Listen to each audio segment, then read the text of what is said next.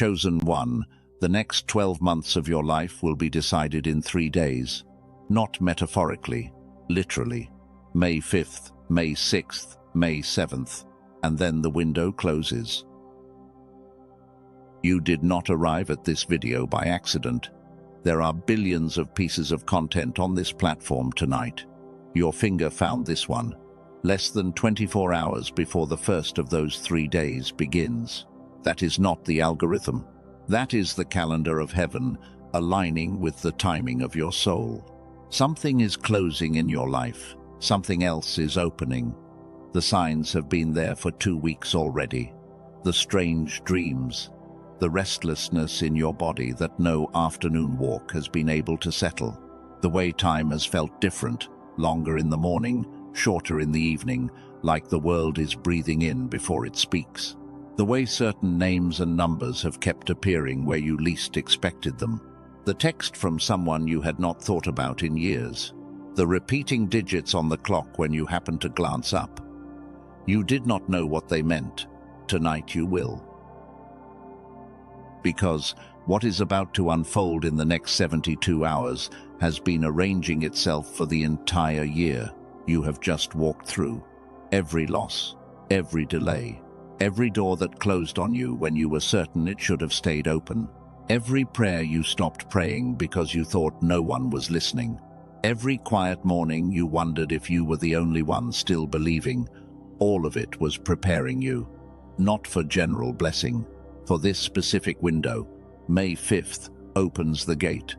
May 6th calibrates the path. May 7th seals what will be. And by the morning of May 8th, the version of your life that begins is the version that will carry you for the next 12 months. Through the breakthrough you stopped expecting, through the elevation that has been promised to you in private, through the meeting that will quietly change the architecture of everything, through the season of finally becoming who you were always meant to be. But none of it happens automatically. The door opens, spirit does its work, the signs arrive on time. But the choice to recognize the window, to honor it, to step through it, that part is yours. So before you do anything else tonight, before you scroll past this, before you tell yourself you will come back to it later, sit down, stop the multitasking. If there are people around you, this is not for them. Silence the noise. Take one real breath, because what I am about to show you is the briefing, exactly what each of the 3 days is bringing, what the signs already are, what is being asked of you, what you must not do, and why this window will not reopen for another 12 months if you let it pass. There is a name in Scripture for a moment like this. The Hebrew word is Moed, a divinely fixed appointment, a meeting place between heaven and a chosen life. May 5th, 6th, and 7th are Moed days for the souls listening tonight. Stay with me to the end. This is not a regular video, and you are not a regular soul. Chosen one, before another word. Sit with me. Stop scrolling. Stop the multitasking. If there are people around you, this is not for them. Silence the room. Lower the volume of every other window open in your mind. I want you to take one slow breath in through your nose, all the way down into the bottom of your belly, and then let it out. Slow, long, steady, with your shoulders dropping a little farther than they have dropped in days. This is not preparation for entertainment. This is preparation for an appointment. The next 2 hours are not content. They are a briefing. And what arrives through your ears in this window will not arrive again in the same shape, in the same order, with the same exact words, on any other night of your life. So, treat it the way it deserves to be treated. Set down the phone if you can. Put the dog out. Close the door. Pull a blanket over your knees if it is cold where you are. And then keep your eyes on this, or close them entirely. Some of what I am going to say will land more clearly with your eyes closed. You will know which parts. Trust your body. Chosen one, This past year has cost you energy, time, relationships, certainty, pieces of yourself you did not consent to give. And tonight, before another word about what is coming, I want to name what has been. You don't know if it is time to leave or time to stay. You don't know if the door you have been knocking on is actually closed, or if you have been knocking with the wrong hand. You don't know if the silence you have been hearing is heaven not answering, or heaven preparing something so vast that it cannot yet be revealed. You don't know if the friend who pulled away will come back. You don't know if the dream you almost gave up on is still on the other side of the wall. You don't know if you should keep waiting or finally stop. And the not knowing has cost you more than any single answer ever could. I want you to hear me say this clearly. The exhaustion you feel right now is not weakness. It is not a character defect. It is not proof that you are doing something wrong. It is the cost of carrying a calling without confirmation for longer than any reasonable person could be expected to carry it. You have been holding on by faith alone. There were nights you almost let go. Not the dramatic kind of letting go, the quiet kind. The kind where you just stopped hoping out loud, because hoping out loud and being disappointed again felt like more than your body could survive. You stopped saying the prayer. You stopped writing the journal. You stopped picturing the version of your life on the other side of the waiting, because the gap between where you were and where that version lived had grown too wide to look at directly. You have spent months bracing yourself against decisions that will not make themselves. Should I leave the job? Should I cut the cord on the relationship? Should I move? Should I stay? Should I trust the small voice in my chest that keeps whispering, "This is not your final form"? Or should I just be grateful for what I have and stop reaching for more? You have been pulled in 3 directions at once, with no map, with no clock, with no one who could tell you which direction was actually north. And the heavens have been quiet. That is what makes this week different. That is why you are sitting still right now, 12 hours before May 5th begins, listening to a stranger speak to you as if he has been watching the inside of your year. Because the silence is about to break. The not knowing is about to be answered, not by a thunderclap, not by a vision in the sky, by something quieter and far more accurate. The signs in the next 3 days are heaven's response to a year you almost did not finish. Chosen one, before I take you any further, I have to tell you what staying with me through this video is actually going to give you. Because what comes next is dense, and the part of your mind that is tired will try to convince you to come back to it later. Do not let it.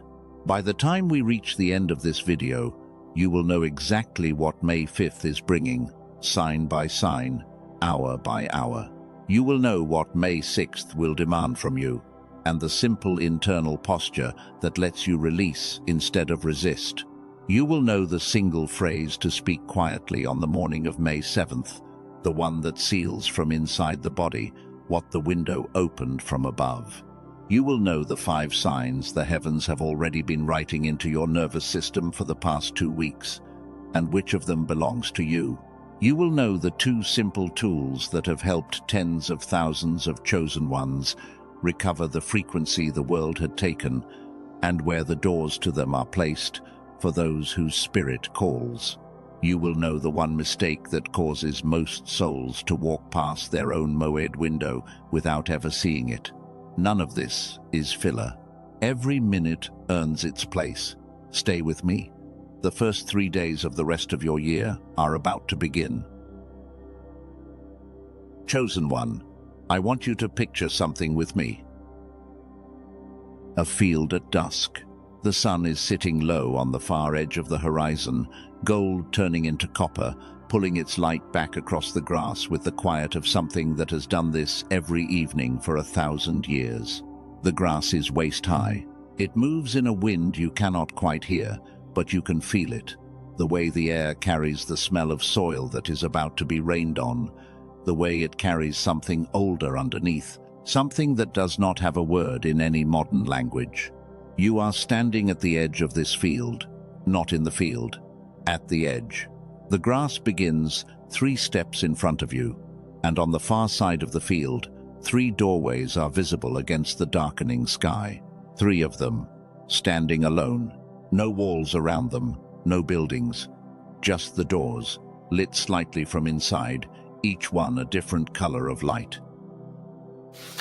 The first door, on the left, glows soft and pale, almost silver, like dawn behind a thin curtain.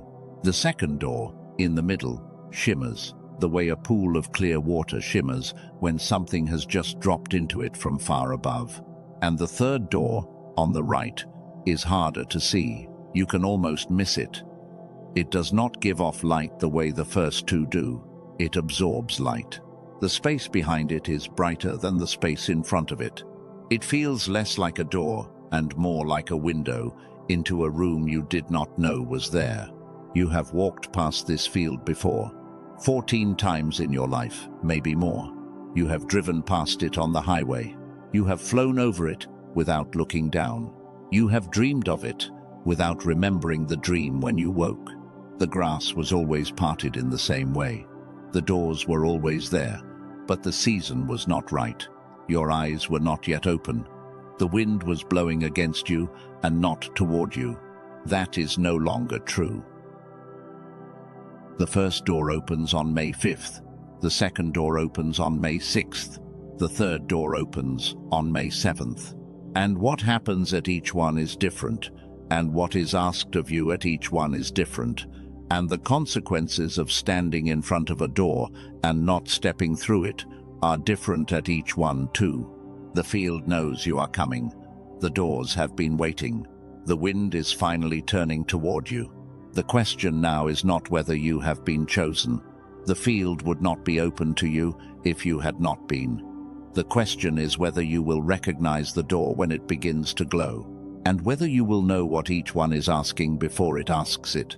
So let me show you the signs that have already been gathering, the ones your body started picking up long before you knew what they meant.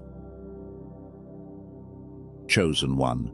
There are 5 signs the heavens have been writing into your life for the past 2 weeks.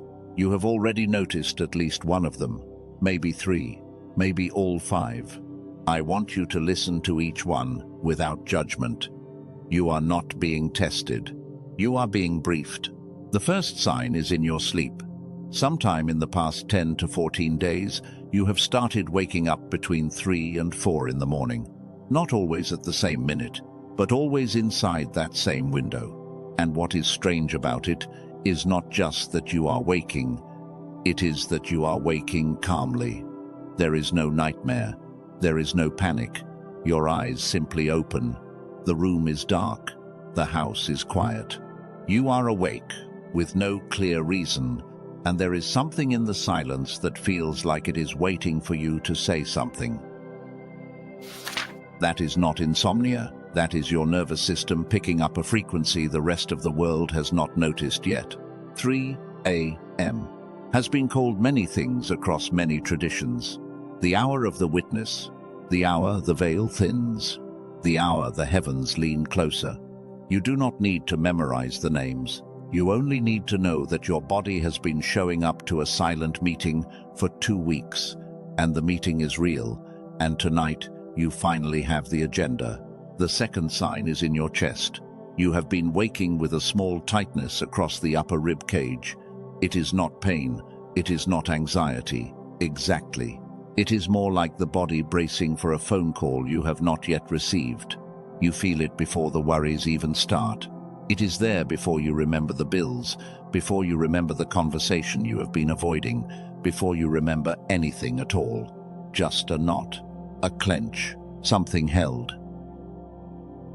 That tightness has a name in the older texts. They called it the body kneeling before the soul has spoken yet. Your chest knows. The window is opening. Your mind has not caught up. By the end of this video, your mind will catch up, and the tightness will start to ease. The third sign is in your emotions, and it has been confusing you. You have been moving through small, unexplained waves. A gust of tears in the middle of doing dishes, with no specific thought attached. A wave of peace standing at the kitchen counter, peace that did not come from anything that had just happened. A flash of grief, watching a stranger cross the street. A surge of strange certainty walking past a particular door. None of it has a clean cause. All of it has been moving through you anyway. That is not a mood disorder. That is the inside of your soul beginning to thaw after a long winter. Heaven does not warm a frozen heart all at once. It warms it in waves. You have been receiving the early waves, the ones the body releases first, before the mind can catch them and reduce them to small, reasonable explanations. The fourth sign is on your calendar, and you have been pretending not to notice it. You have looked at the date more times in the past week than you have looked at any date in months.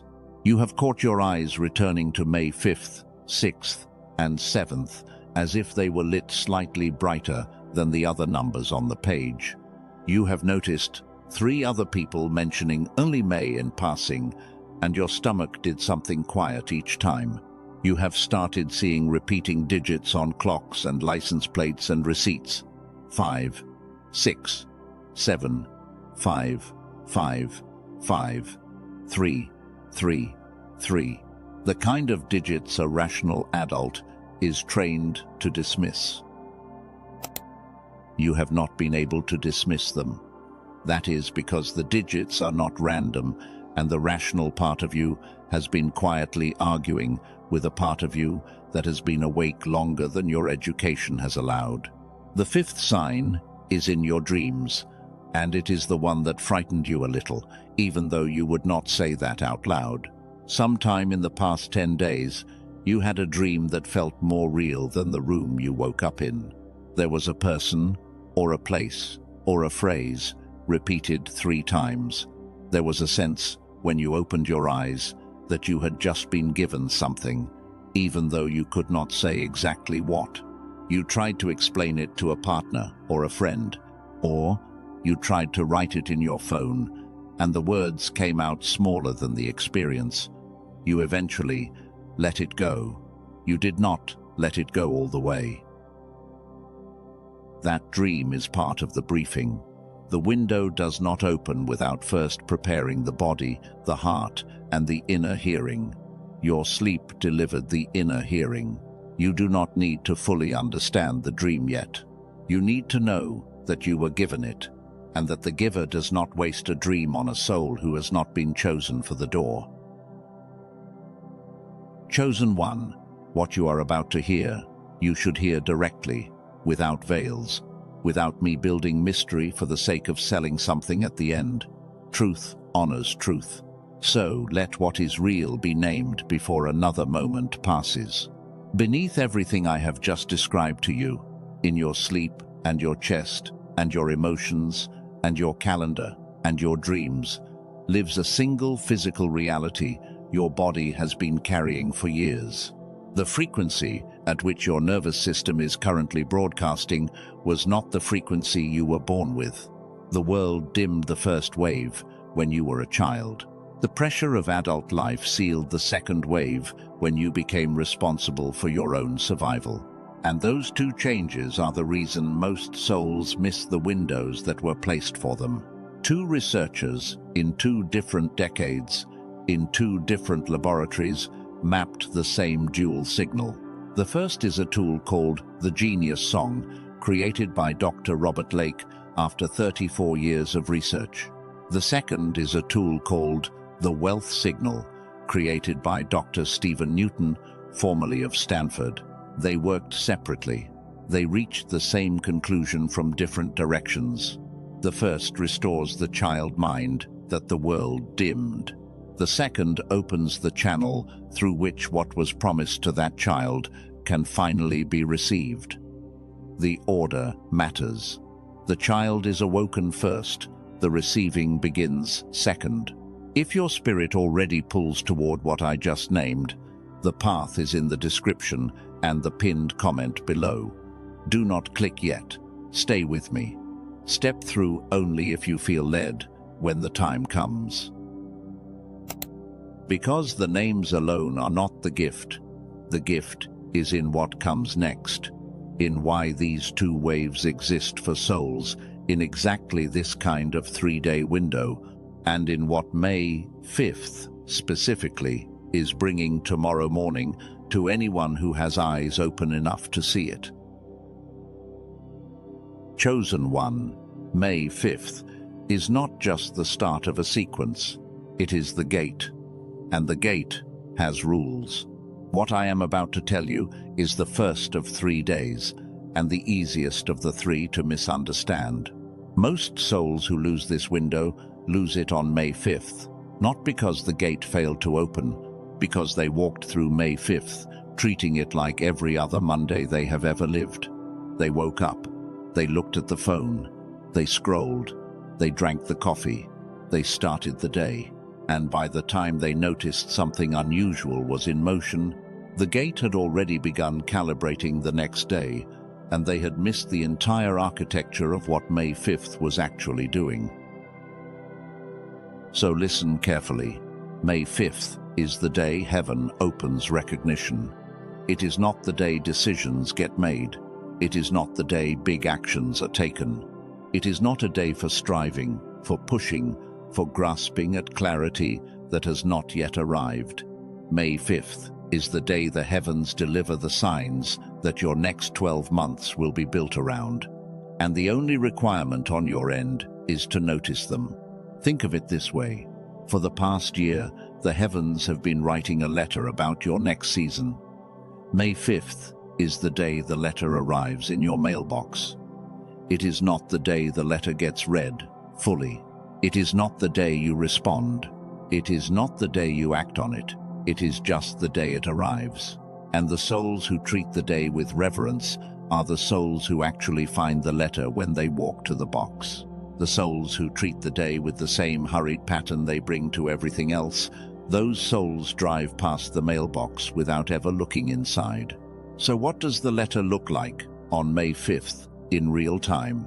Pay attention.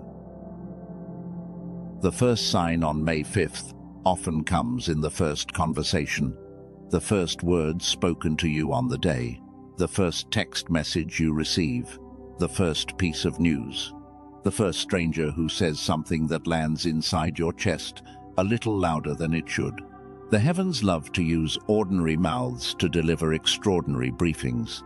The cashier at the gas station says something that sounds, on the surface, like nothing.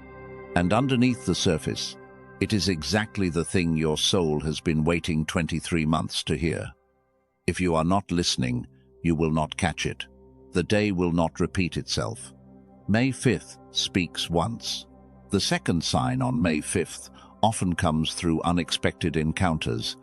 A name you had not thought about in years suddenly enters your day in 3 different ways.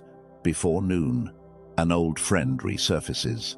A song you used to listen to in a season that taught you something important plays out of nowhere. A face you have not seen since a particular threshold in your past appears in your feed, on your street, in a memory the algorithm could not have predicted. The window pulls forward, into the present, the people and symbols you will need for the next 12 months, not by accident, by design. The third sign on May 5th often comes in the body, a wave of energy or a wave of stillness that does not match the situation you are in. You are sitting in traffic, and a strange certainty washes over you that something is about to shift. You are doing the dishes, and your hands feel suddenly warm. You are walking the dog, and a thought arrives. That is not the thought you were thinking, and the thought feels older than your own voice. These are not hallucinations. They are the body confirming the gate is open. Your nervous system is being calibrated for what May 6th will ask, but the calibration begins with these small confirmations on May 5th. There is a pattern here in Scripture, older than the calendar.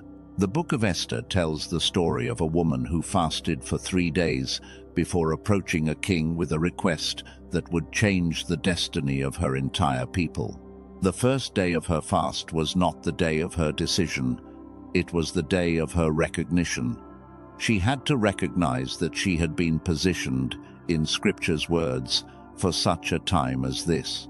May 5th, for you, is your day of recognition. There is no king to approach yet. There is only the inner act of seeing. The book of Joshua tells a similar story. 3 days before crossing the Jordan River into the land of promise, Joshua's people were given specific instructions. The first day was not a day of crossing. It was a day of preparation, watching, and quiet. May 5th carries the same shape. You are not crossing yet. You are watching the river. Which brings me to the most important warning I will give you about May 5th. Do not try to make the day mean something. Do not journal 40 pages about what you think the signs mean. Do not text 7 friends asking what they think your dream meant. Do not lie awake at midnight on May 5th trying to decode every event of the day. The heavens hate that posture. The window punishes that posture. Not by closing, by going silent. The Hebrew word I gave you earlier, Moed, is the word for an appointed time. The deeper meaning of Moed is a meeting that is set before either party arrives. You did not schedule May 5th. The heavens did. Trying to control what May 5th shows you is the same as walking into a meeting your boss called and immediately taking out your own agenda and trying to run it. May 5th is heaven's meeting. Your only assignment is to show up, sit down, and listen. So, how do you actually show up? When you wake on May 5th, before you reach for the phone, place one hand on your chest and one hand on your belly and ask one quiet question. What is being shown to me today? That is it. No demand for an answer. No expectation. Just the question, dropped into the air the way a stone is dropped into a still pool. The pool will respond when the pool is ready. Throughout the day, when something small and strange happens, you do not need to react. You only need to notice. The first sign of the day is a marker. The second sign confirms the first. The third sign seals it. By the end of May 5th, you will know what the heavens are bringing, even if you cannot yet articulate it in language. The articulation comes on May 7th, not before, and do not, under any circumstance, make a major decision on May 5th. The gate has just opened. The wind is still settling. The dust is still in the air.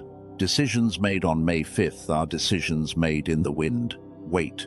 The day will not punish you for waiting. It will reward you.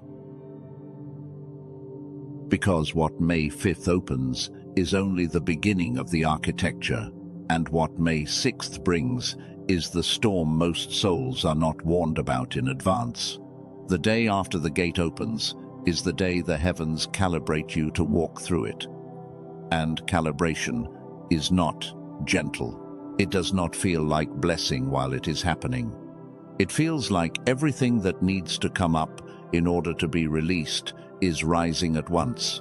And the souls who do not know what is happening on May 6th confuse the calibration for catastrophe, and they make decisions in the middle of the storm that cost them the door on May 7th entirely.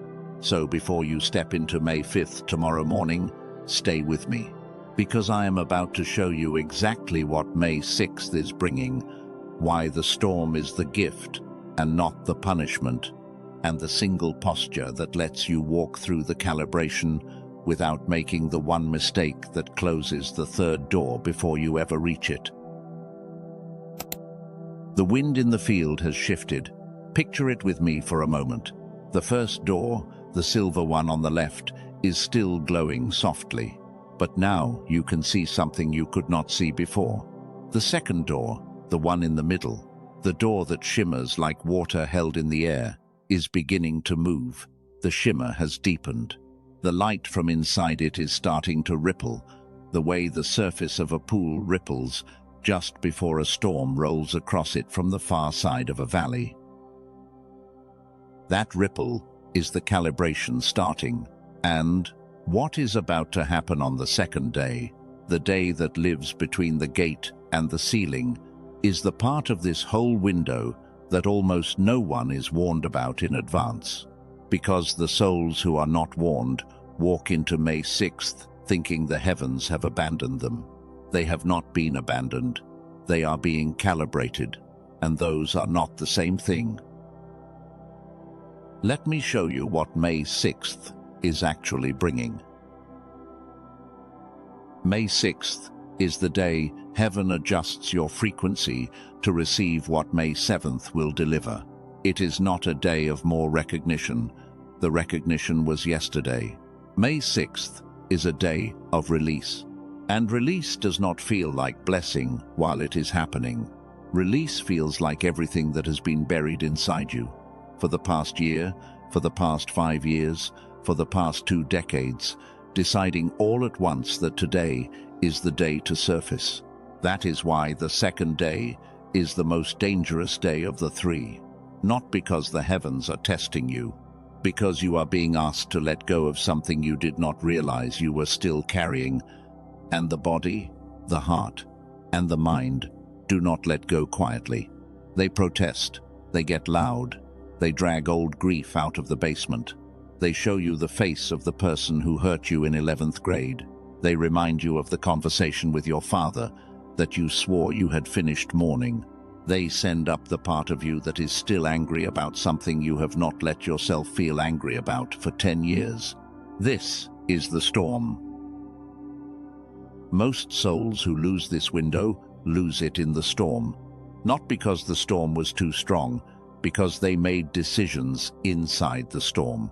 They quit the marriage, they sent the message, they took the meeting, they wrote the email, they picked up the phone and called the person they had spent 4 years in therapy learning not to call. And every one of those decisions was made by the part of them that the heavens were trying to release, not by the part of them the heavens were trying to elevate. Let me say this clearly. May 6th is not a day for action. It is a day for surrender. The day will rise in waves. You will wake up calm. You will brush your teeth calm. You will sit down to your first cup of coffee calm. And then somewhere between 9 in the morning and 1 in the afternoon, depending on where you are in your time zone, the calm will start to thin. You will feel the first ripple in your chest. Maybe a name will come to mind, maybe a memory, maybe an old shame dressed up in new clothes, walking back into the room as if it never left. You will feel the urge to do something about it, to fix it, to resolve it, to send the text, to have the conversation, to finally settle it. Do not. That urge is not the answer. That urge is the storm pretending to be a solution. The heavens are not asking you to fix anything on May 6th. They are asking you to let what is rising actually rise, and to watch it leave the building of your soul without trying to escort it out yourself. If you escort it out, you bring it back. If you let it leave on its own, it leaves for good. There is a pattern in nature that mirrors this exactly, and once you see it, the storm of May 6th will never frighten you again. Every harvest has a wind season before it. Every spring has a thaw, and the thaw is messy. The ground softens. The rivers swell. Things that were frozen in place start moving on their own. If you stand in the middle of a thaw and only see the mud, the thaw looks like destruction. If you stand in the middle of a thaw and remember what is coming, the thaw looks like the quiet work of preparation. May 6th is your thaw. The mud is real. The mess is real. The harvest on the other side is also real. You do not have to manage the thaw. You only have to let it move. Here is what calibration actually looks like, hour by hour. Mid-morning, you will feel an unusual heaviness, as if the air pressure in the room dropped. That heaviness is the body recognizing that something is being asked of it. Early afternoon, the heaviness will start to break into specific feelings. Sadness about a thing you did not know you were sad about. Anger about a thing you did not know you were still angry about, fear about something that has not even happened yet. Each of these is a wave. Each wave wants to pull you under. Each wave is short. None of them is permanent. Late afternoon, the waves will get quieter. You will feel a strange tenderness in the body, not weakness, tenderness, the way a bruise feels tender after the swelling goes down. The bruise is not new. The bruise has been there. You just stopped noticing it because you stopped touching it. May 6th is the day you finally touch it, and the heavens are touching it with you, so the touch does not break you. It heals you. By the evening, if you do not interfere with the calibration, something else will start to settle in. A quiet. Not the quiet of suppression, where you have just shoved everything back down. A different quiet. The quiet of a room after the windows have been opened, after the dust has been moved, after the air finally smells the way air is supposed to smell. That quiet is the signal that calibration is complete. May 7th is now possible. The single mistake most people make on May 6th is treating the storm like it is happening to them, when in fact the storm is happening for them. You are not being attacked on May 6th. You are being prepared. The storm is not a sign that the gate closed. It is a sign that the gate is doing its job. So, how do you actually walk through May 6th without making the mistake? You protect your environment. Cancel anything that can be cancelled. Do not schedule heavy conversations. Do not make decisions about jobs, relationships, money, or moves. If a decision must be made, postpone it 24 hours. The day after May 7th, you can revisit it. The decision will look completely different to you by then. You limit your inputs. The news, the social feeds, the group chats, they will all amplify the storm. Step away from them for the day if you can. If you cannot, at least pause them between the hours when the calibration is heaviest, which for most people is between 10 in the morning and 4 in the afternoon. You stay close to the breath. Each time a wave rises, place one hand on the chest, one hand on the belly, and let the wave move through. You do not have to name it. You do not have to understand it. The naming and the understanding come later. On May 6th, the only assignment is to let the wave pass without grabbing it. And if you find yourself somewhere in the middle of the day, wanting to pick up the phone and do something dramatic, I want you to do something else instead. Drop one short word into the comment section under this video. Just one word. The word is hold. Do not write a paragraph. Do not explain.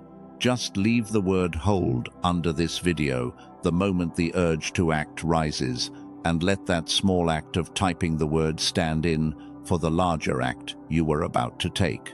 The word will travel out of your body and into a place that holds it for you. The urge will pass. The storm will move. The calibration will continue.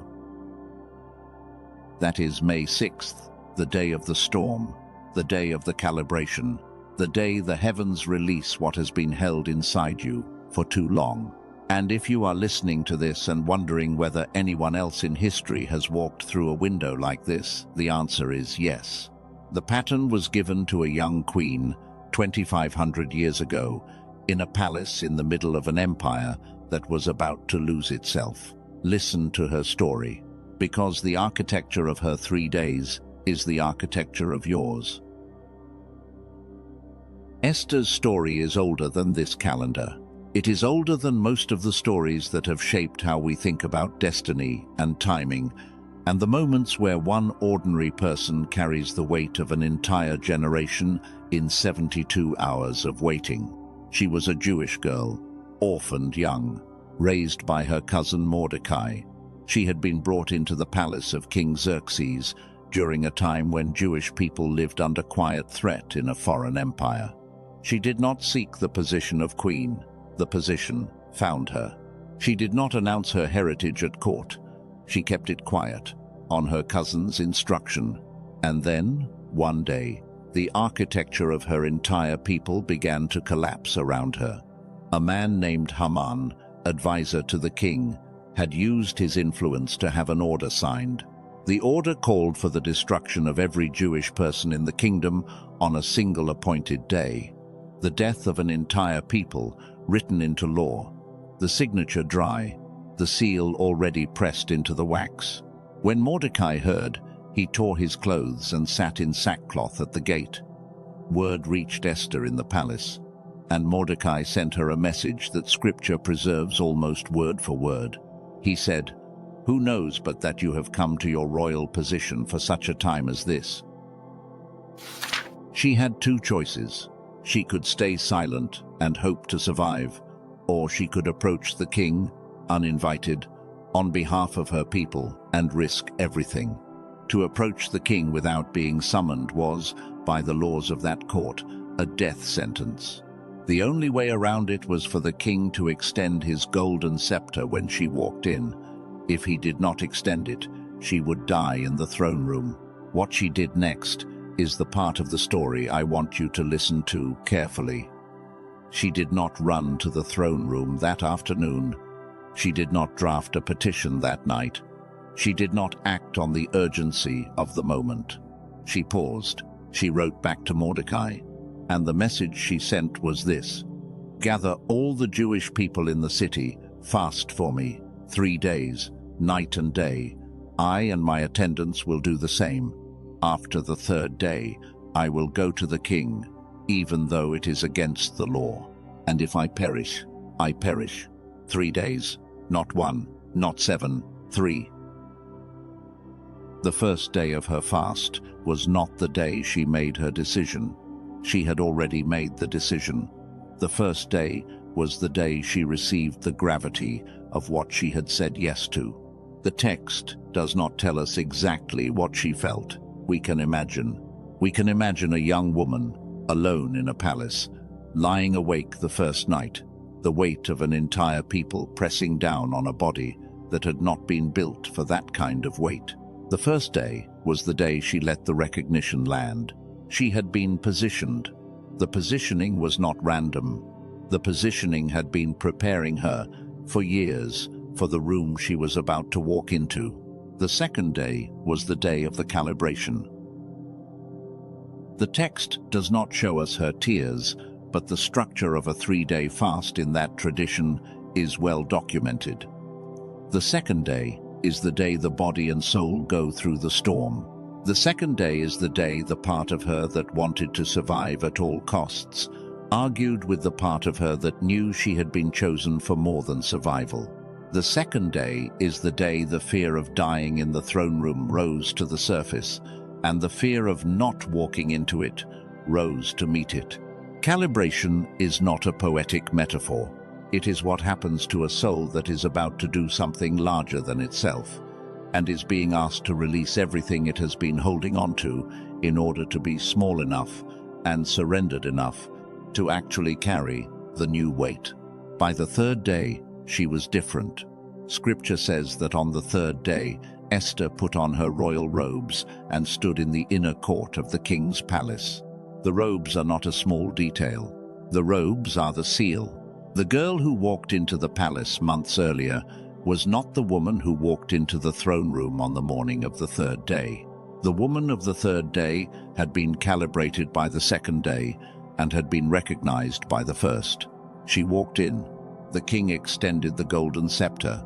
The window opened. The petition was made. The story turned. An entire people lived because she had taken 3 days seriously. That is the architecture you are walking into tomorrow. May 5th is your day of recognition. May 6th is your day of calibration. May 7th is your day of putting on the robes and walking into the inner court of your own life. The stakes are not the same. You are not saving an empire. You are saving your next 12 months. But the architecture is identical because the architecture was never invented by Esther. The architecture was given to her, and it has been given to a small number of souls in every generation since. This week, You are one of them. The Hebrew word I gave you earlier deserves more attention than I have given it so far. The word is Moed. It is spelled with 4 Hebrew letters. It is pronounced, roughly, Moed, and it appears in Scripture more than 200 times, in places most readers walk right past, because the English translations almost never carry the full weight of what the word means in its original language. A Moed is not just an appointment. A Moed is an appointment that was set before either party arrived. It is a meeting place between heaven and earth, fixed at a specific point in time, into which a specific soul is invited. The word first appears in the book of Genesis, the 14th verse of the very first chapter. The verse where the lights in the heavens are placed there for signs, for seasons, for days, and for years. The Hebrew word that gets translated as seasons in most English Bibles is Moedim, the plural of Moed. The implication is staggering, if you let it land. The calendar itself, according to the oldest text in the tradition, was not built only to mark time. It was built to mark meetings, specific points in the year where the heavens come closer, where windows are opened, where appointed souls are expected. The seasons are not just changes in weather. They are scheduled rendezvous between a divine intelligence and the human beings it has called. There is a similar pattern in the book of Joshua, told in just a few verses, but worth knowing. 3 days before crossing the river Jordan into the land that had been promised to his people for 400 years, Joshua received specific instructions. The first day was not a day of crossing. The first day was a day of watching. The pattern of 3 is older than Esther. It is older than Joshua. It is older than the calendar itself. May 5th, 6th, and 7th of this year are Moedim, the lights in the heavens, doing exactly what Genesis said they would do, are signaling a fixed appointment for a small number of souls listening tonight. You did not stumble on this video. You arrived at the meeting on time. Picture the field again. The wind has settled. The storm of May 6th has passed. The grass is wet from rain that fell sometime between afternoon and evening. The first door, on the left, is still glowing soft and silver, the way it has been since dawn of May 5th. The second door, in the middle, is still rippling, but the ripples are slow now, calm, like the surface of a pond after a stone has finished sinking. And the third door, on the right, the door that you could barely see before, is finally visible. The light is not in front of it, the light is behind it. The space behind that door is brighter than the space in front of it, and you cannot see what is on the other side because the light is too strong to look into directly. That is the door of May 7th. That is the day of sealing, and sealing is the part of this whole window that most teachers will never explain to you, because sealing does not feel dramatic, and the modern world has been trained to expect drama at every threshold. Sealing is quiet. Sealing is the moment when what was opened on the first day and calibrated on the second day becomes fixed into the architecture of your next 12 months. The opening can be reversed. The calibration can be undone. The sealing cannot. Once May 7th seals what is happening in your inner world, the next year is built around that sealing, whether you noticed it happen or not. So the question becomes, how do you make sure the right thing gets sealed? The first answer is in your posture. May 7th is not a day for striving. It is not a day for declaring big things into the universe. It is not a day for writing manifestos in your journal. It is a day for receiving.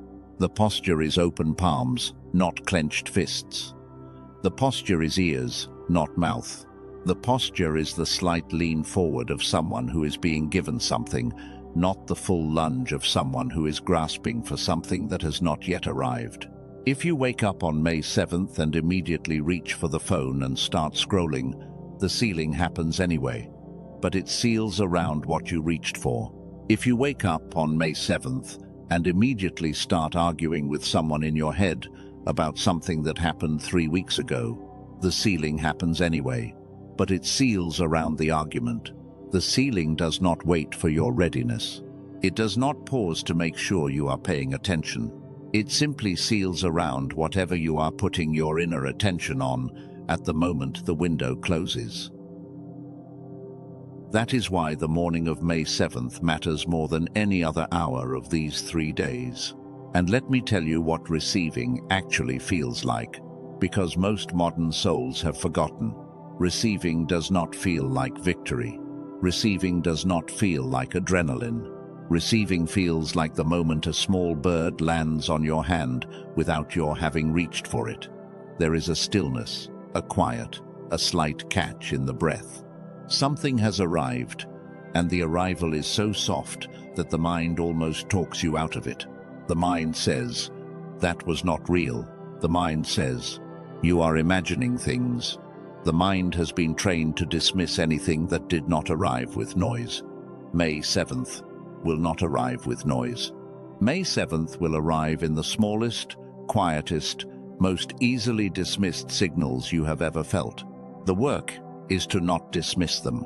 The second answer is in your words. There is one short phrase, only 9 words long, that the Spirit suggests speaking quietly out loud on the morning of May 7th.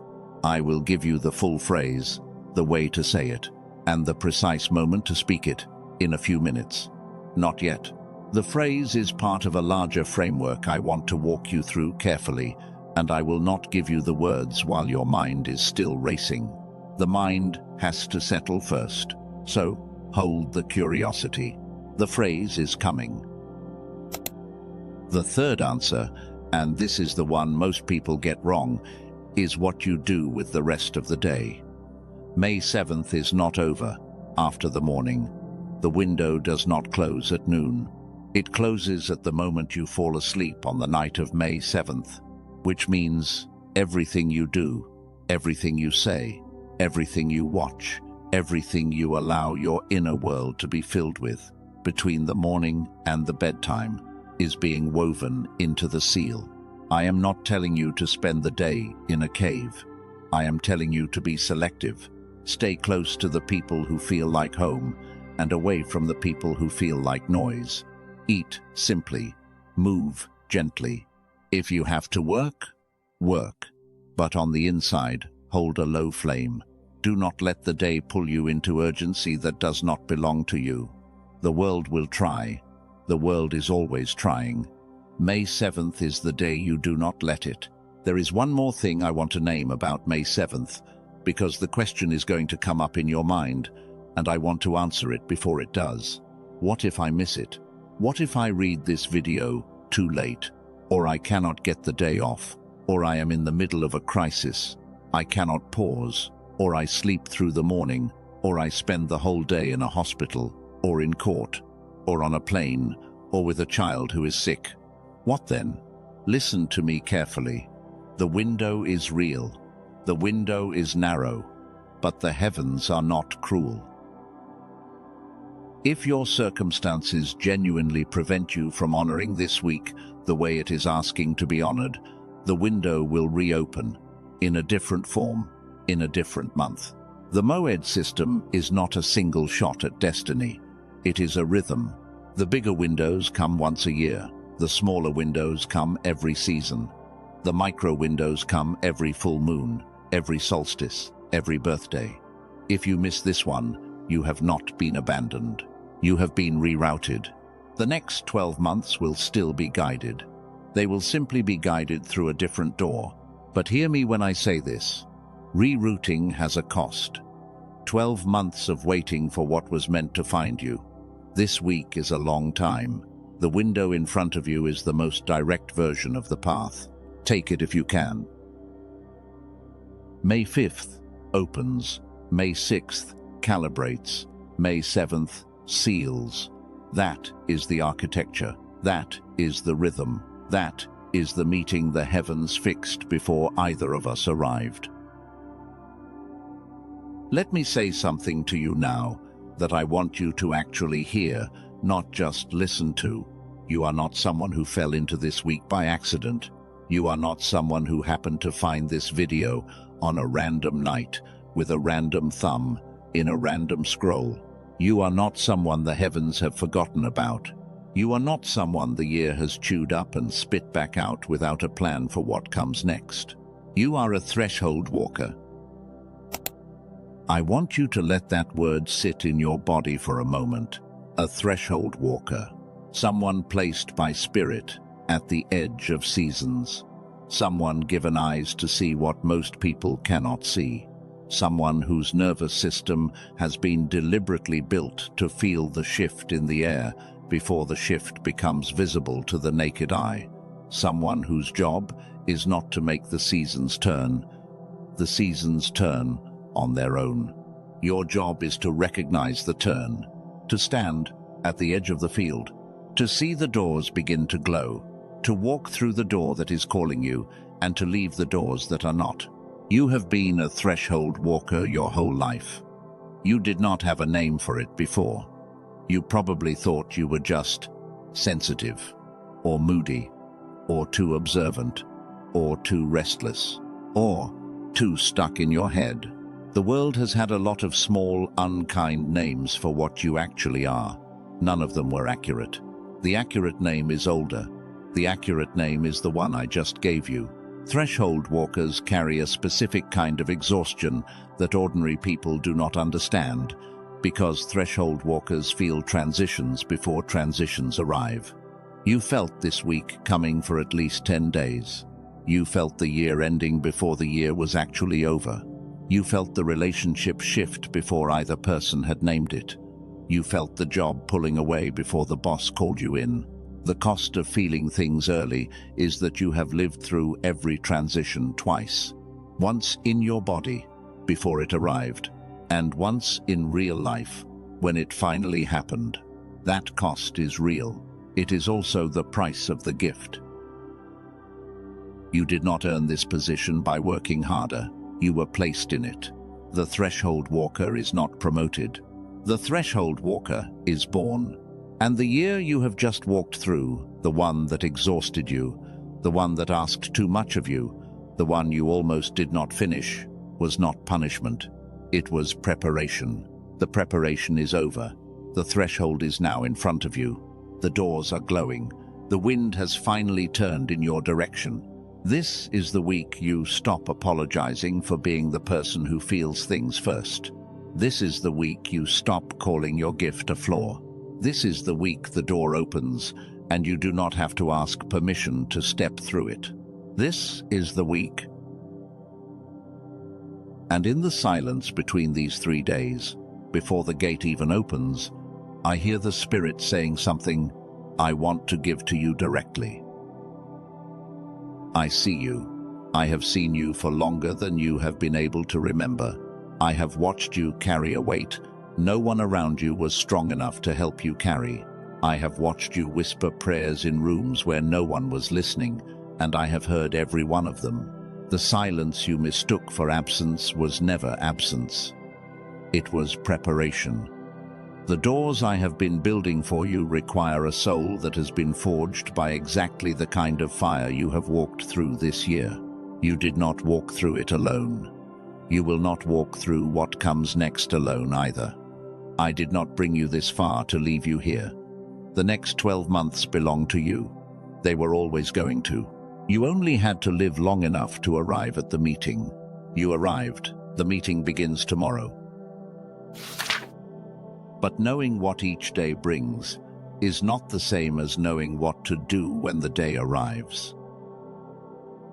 The signs come, the storm rises, the seal closes, and most souls who have walked into a window like this, even with the briefing I have just given you, have walked back out of it without it changing anything, because there is a single internal posture, a single inner decision that determines whether the Moed window opens for you or passes you by. The posture is the opposite of what every productivity book has taught you. It is the opposite of what every motivation video has trained you for.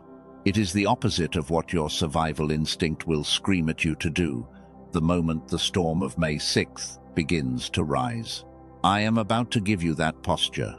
I am going to give it to you in the form of a specific framework with 3 movements, 1 for each day. Each movement takes less than 2 minutes. Each movement is small enough to be done from a bed, from a chair, from a car at a red light, from the side of a hospital room. None of it requires going anywhere. All of it requires stillness.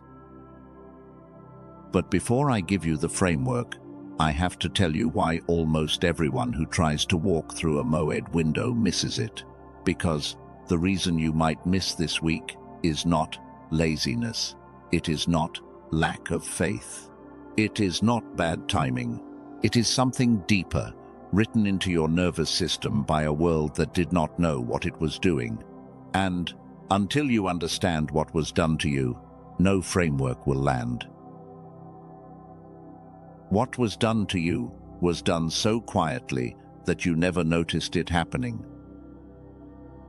I want you to listen carefully now, because this is the part of the briefing that explains every other part, every sign in your body, every wave. On May 6th, every reason most souls miss the windows that were placed for them. The reason is not spiritual laziness. The reason is not weak faith. The reason is physical, written into the way your nervous system is currently running at this very moment, listening to me. You were not born running on the frequency you are running on right now. When you were a small child, before the world taught you what it expected from you, your brain was alive in a way that almost no adult brain still is. There were 2 specific frequencies humming in you simultaneously. The first frequency was the frequency of curiosity, of wonder, of the kind of mind that asks 20 questions in a row without needing any of them answered, that learns a new word in the morning and uses it 3 times before lunch, that walks into a room and notices the dust moving in the sunlight. Researchers have a name for that frequency. They call it gamma. It is the brainwave of openness, of fast learning, of the version of the human mind that has not yet been told what is impossible. Children carry strong gamma activity. By the age of 7, in most modern children, the gamma starts to fall. The world has a name for that fall. The researchers who have measured it across decades in laboratories at MIT, at Princeton, at Harvard, and at other leading institutions call it the decline effect. The decline is not natural. It is taught. The school system rewards the child who answers the question correctly, not the child who asks the question. The home environment rewards the child who behaves predictably, not the child who notices the strange thing in the corner that no one else has noticed. By the time you were 10 years old, the part of your brain that lit up like a firework when you walked into a new place had been quietly dimmed. By the time you were a teenager, the dimming had been mistaken for maturity. By the time you became an adult, you did not even remember the firework had ever been there. That is the first wave that was taken from you, the child mind. The second frequency was alpha. Alpha is the brainwave of receptivity, of openness, of the soft, slow, inner state, in which a child believes the world is on her side, in which the air feels safe, in which the body trusts that what is needed will arrive. Children carry strong alpha. They sleep more deeply, they wake more rested, they receive without bracing, and then adult life happens. Bills, deadlines, the chronic pressure of survival in a system that does not stop demanding. Stress hormones flood the body in patterns the body was never designed to handle. The alpha frequency gets crowded out by a different frequency, a faster, sharper, more vigilant one. The researchers call this faster wave beta, and when beta becomes dominant, when it stops being a tool and becomes a permanent state, they call the resulting condition the stress signal. The stress signal does not feel like stress in the way we have been taught to think about stress. The stress signal does not present as a panic attack. The stress signal presents as the chronic, low background hum of being slightly braced all the time, even when nothing is wrong, even on a Sunday morning, even in the bath. It is the inability to fully relax, even when the room is quiet. It is the tightness in the shoulders that does not go away after a massage. It is the part of you that cannot accept a compliment without immediately deflecting it.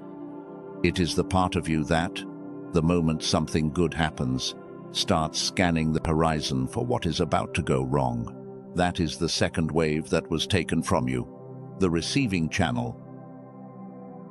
So picture an adult walking through a year that is asking everything from her, working hard, praying when she remembers to, trying her best, and running the entire time on a brain whose openness has been dimmed and whose receptivity has been sealed.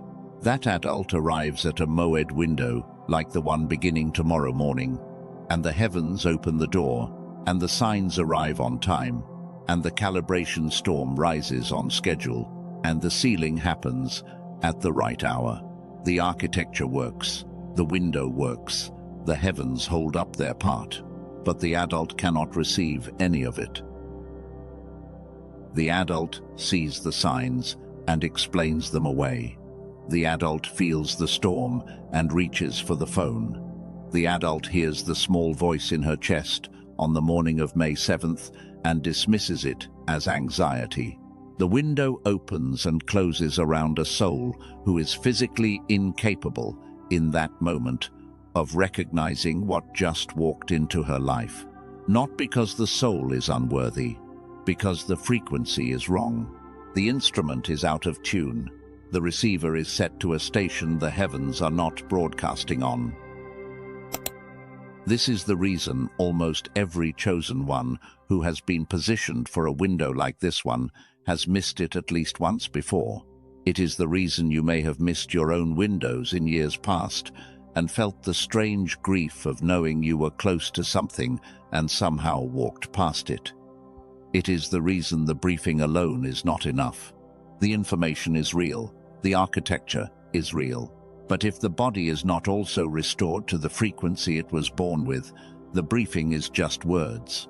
That is the deeper truth underneath this entire week. The window is not the problem. The world has been the problem. And the two tools I named earlier, the ones from the two researchers in 2 different decades, exist for one reason. They restore the frequencies the world dimmed. The first restores the child mind. The second opens the receiving channel. The order is not optional. The child has to wake up first. Then the receiving begins. I will come back to that in detail in a few minutes. Stay with me, because before I give you the names again, and before I show you exactly how the two tools work, there is something I have to give you that no tool can replace. There is a posture, a framework, a practice that you can do in the next 72 hours that will help you walk into the window with at least some of the original frequency restored, even before any tool reaches you. That practice is what I want to walk you through next. Picture the field one more time, but now picture the doors more clearly than you have seen them yet. The first door, on the left, the one that opens on May 5th, is made of pale silver glass. You can see through it, dimly. You can see the faint shape of what is on the other side, but the shape is blurred, the way the world looks when you have just woken up before your eyes have fully focused. The silver door is the door of recognition. You do not walk through it forcefully. You walk through it the way you walk into a room you are entering for the first time after dark. Slow, listening, letting the eyes adjust. The second door, in the middle, the one that opens on May 6th, is made of water. Not solid water, living water. A vertical sheet of water held upright by something you cannot see. When you put your hand through it, the water moves around you, but the water also moves through you. taking with it whatever your body was holding that did not belong. Old grief, old anger, old shame. Things you have been carrying so long, you forgot they were not part of your skeleton. The water door is the door of release. You do not muscle through it, you step into it. The water does the work. The third door, on the right, the one that opens on May 7th, is made of light. Not light that you see, light that sees you. The space behind the door is brighter than the space in front of it, and when you finally stand in front of the third door, you do not push it open. The door reads you. The door has been waiting to read you since the moment you were born, and once it reads you, what was opened by silver and washed by water becomes sealed in light. You do not walk out of the third door the same person who walked through the first one. These are the doors. This is the field. This is the architecture. And the question now is, what do you actually do with your body, with your breath, with your inner attention on each of the 3 days, so that you arrive at each door in the right posture to step through it? Before I give you the framework, I want to tell you about a woman who almost did not walk through her own 3 days last year in a city far from where you are listening tonight. I will not give you her full name. The story belongs to her, but the shape of what happened to her is something I am allowed to share, because I have been given permission to share it, and because what she went through is something I think you need to hear before I hand you the practice. She was 46. She lived in Atlanta. She had spent the previous 14 months going through a slow unraveling. A marriage that had been dying for a long time finally ended. A career she had built for 2 decades stopped feeling like hers. Her oldest child had moved out of the house 6 months earlier, and the rooms felt too quiet at night. She had stopped sleeping past 4 in the morning. She had stopped praying out loud. She still believed, in the way that exhausted people still believe, but her belief had gone quiet. It had become a thing she carried, instead of a thing that carried her. She started waking at 3:11 inches the morning, every night, for 11 days in a row. She did not understand why. She tried melatonin. She tried turning off her phone an hour before bed. She tried meditation. The waking continued. She started having vivid dreams. In one of them, she was standing in a field at dusk, and the sky was a strange copper color, and there were 3 doors at the far edge of the grass, and she could not tell if the doors were inviting her forward or warning her backward. She woke up from that dream at 3:11 inches the morning. She wrote it down, against her usual habit, and then she forgot about it. The video that found her 12 hours before her own 3-day window began found her by accident, or what looked like an accident. She was awake at 4 in the morning, scrolling through something her phone had recommended, and a thumbnail caught her eye. She watched for 30 seconds. She closed the app. She tried to go back to sleep. She did not. At 5 in the morning, she opened the app again, and this time she watched the entire video. She sat in her bed, in the dark, and she listened. She almost did not walk through her 3 days. On the first day, she was tired, and she was supposed to drive to her sister's house for a planned family gathering, and she almost cancelled because she felt strange in her chest. She did not cancel. She went, and on the way there, at a red light, a stranger in the next car looked over at her and smiled and said one short sentence through the open window, just 3 words. And the 3 words were exactly the answer to a question she had been carrying silently for 2 years. She almost dismissed it. She did not. She wrote it down on the back of a receipt at her sister's kitchen table. On the second day, she woke up calm, and by 10 in the morning, she felt the storm rise. Old grief came up. Grief about her mother, who had been gone for 9 years. Grief about her marriage, which she had thought she had finished mourning. Grief about the version of herself she had abandoned in her 20s because it had not been profitable to be that version of herself. She felt the urge to call her ex-husband and have a conversation she had been avoiding for 8 months. She picked up the phone. She held the phone. She put the phone down. She did not call. She walked to her kitchen instead, put one hand on her chest, one hand on her belly, and stood at the window for 45 minutes, watching the trees move in a wind she could not hear. By the evening of the second day, the storm had passed.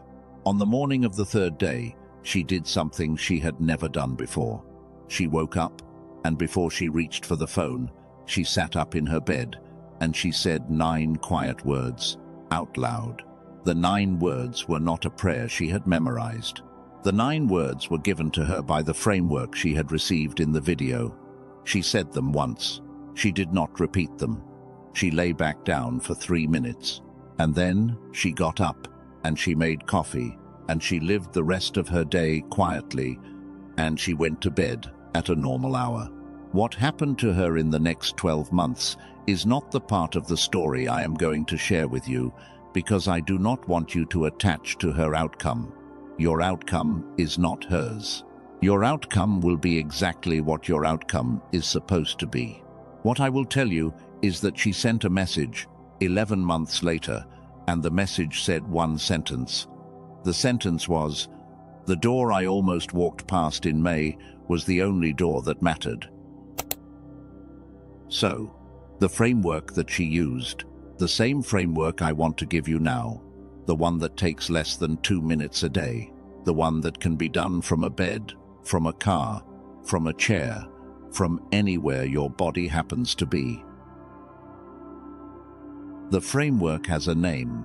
I want you to remember the name because the name itself is part of the practice. The name is the 72-hour Moed protocol. 3 days, 3 movements. 1 for each day, less than 2 minutes per movement. None of it requires standing up, going anywhere, or buying anything. Each movement is built around a single counterintuitive instruction. The instruction is the opposite of what your survival mind will tell you to do that day. That is, on purpose. The survival mind has kept you alive in the year you just walked through. The survival mind has done its job. It is no longer the right tool for the next 3 days. The framework deliberately overrides the survival mind, gently, 3 times in 3 days, and creates a small window in your nervous system where the original frequency can briefly come back online. The first movement is for May 5th. Receive, do not reach. When you wake up tomorrow morning, before your hand touches the phone, before your feet touch the floor, before your mind starts running through the list of things you have to do that day, I want you to do something very specific. Stay lying down.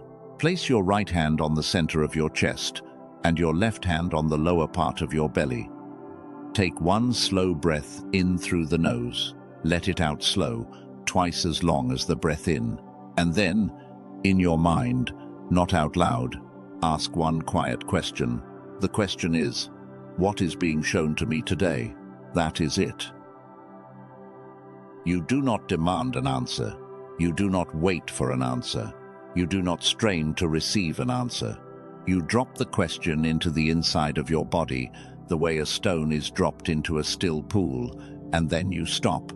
The pool will respond when the pool is ready. Sometimes the answer comes during your second cup of coffee. Sometimes it comes in the middle of a conversation at lunch. Sometimes it does not come in words at all, but as a feeling that settles into the day. The job is not to chase the answer. The job is to leave the question in the water and then go live the rest of your day with the question quietly working underneath everything you do. Throughout the day, when something small and unusual happens, you do not have to decide whether it is a sign. You only have to notice it without dismissing it. The first sign is a marker. The second sign confirms the first. The third sign seals it. By the evening of May 5th, the heavens will have shown you what they came to show you. The first movement is to be open enough to see it. The second movement is for May 6th. Release. Do not resist. When the storm rises tomorrow afternoon, and the storm will rise somewhere between mid-morning and the middle of the afternoon, depending on where you are in your time zone, the survival mind is going to do what it has always done in the face of rising emotion. It is going to try to fix it, to explain it, to label it, to send the text, to have the conversation, to finally settle the thing that has come back up. The survival mind is going to insist that the way to make the storm stop is to take action. I am asking you to do the opposite. The moment the wave begins to rise, wherever you are, in a car, at a desk, lying on a couch, sitting in a meeting, you can do this. Place your right hand on your chest, your left hand on your belly, the same as the first movement. Then take one long, slow exhale, twice as long as your inhale. As the exhale goes out, you say 2 words inside your mind. The 2 words are, let move. That is all. Let move. You are giving the wave permission to move through your body without you grabbing it. You are stepping out of the wave's way. You are letting the calibration do its work. You may have to do this 7 or 8 times across the day. Each wave gets the same response. Hand on chest, hand on belly, slow exhale, 2 words, let move. Each time you do it, the wave passes a little faster than the one before. By the evening of May 6th, the storm will have spent itself, the release will be complete, and the body, lighter than it has been in months, will be ready for what May 7th is going to seal.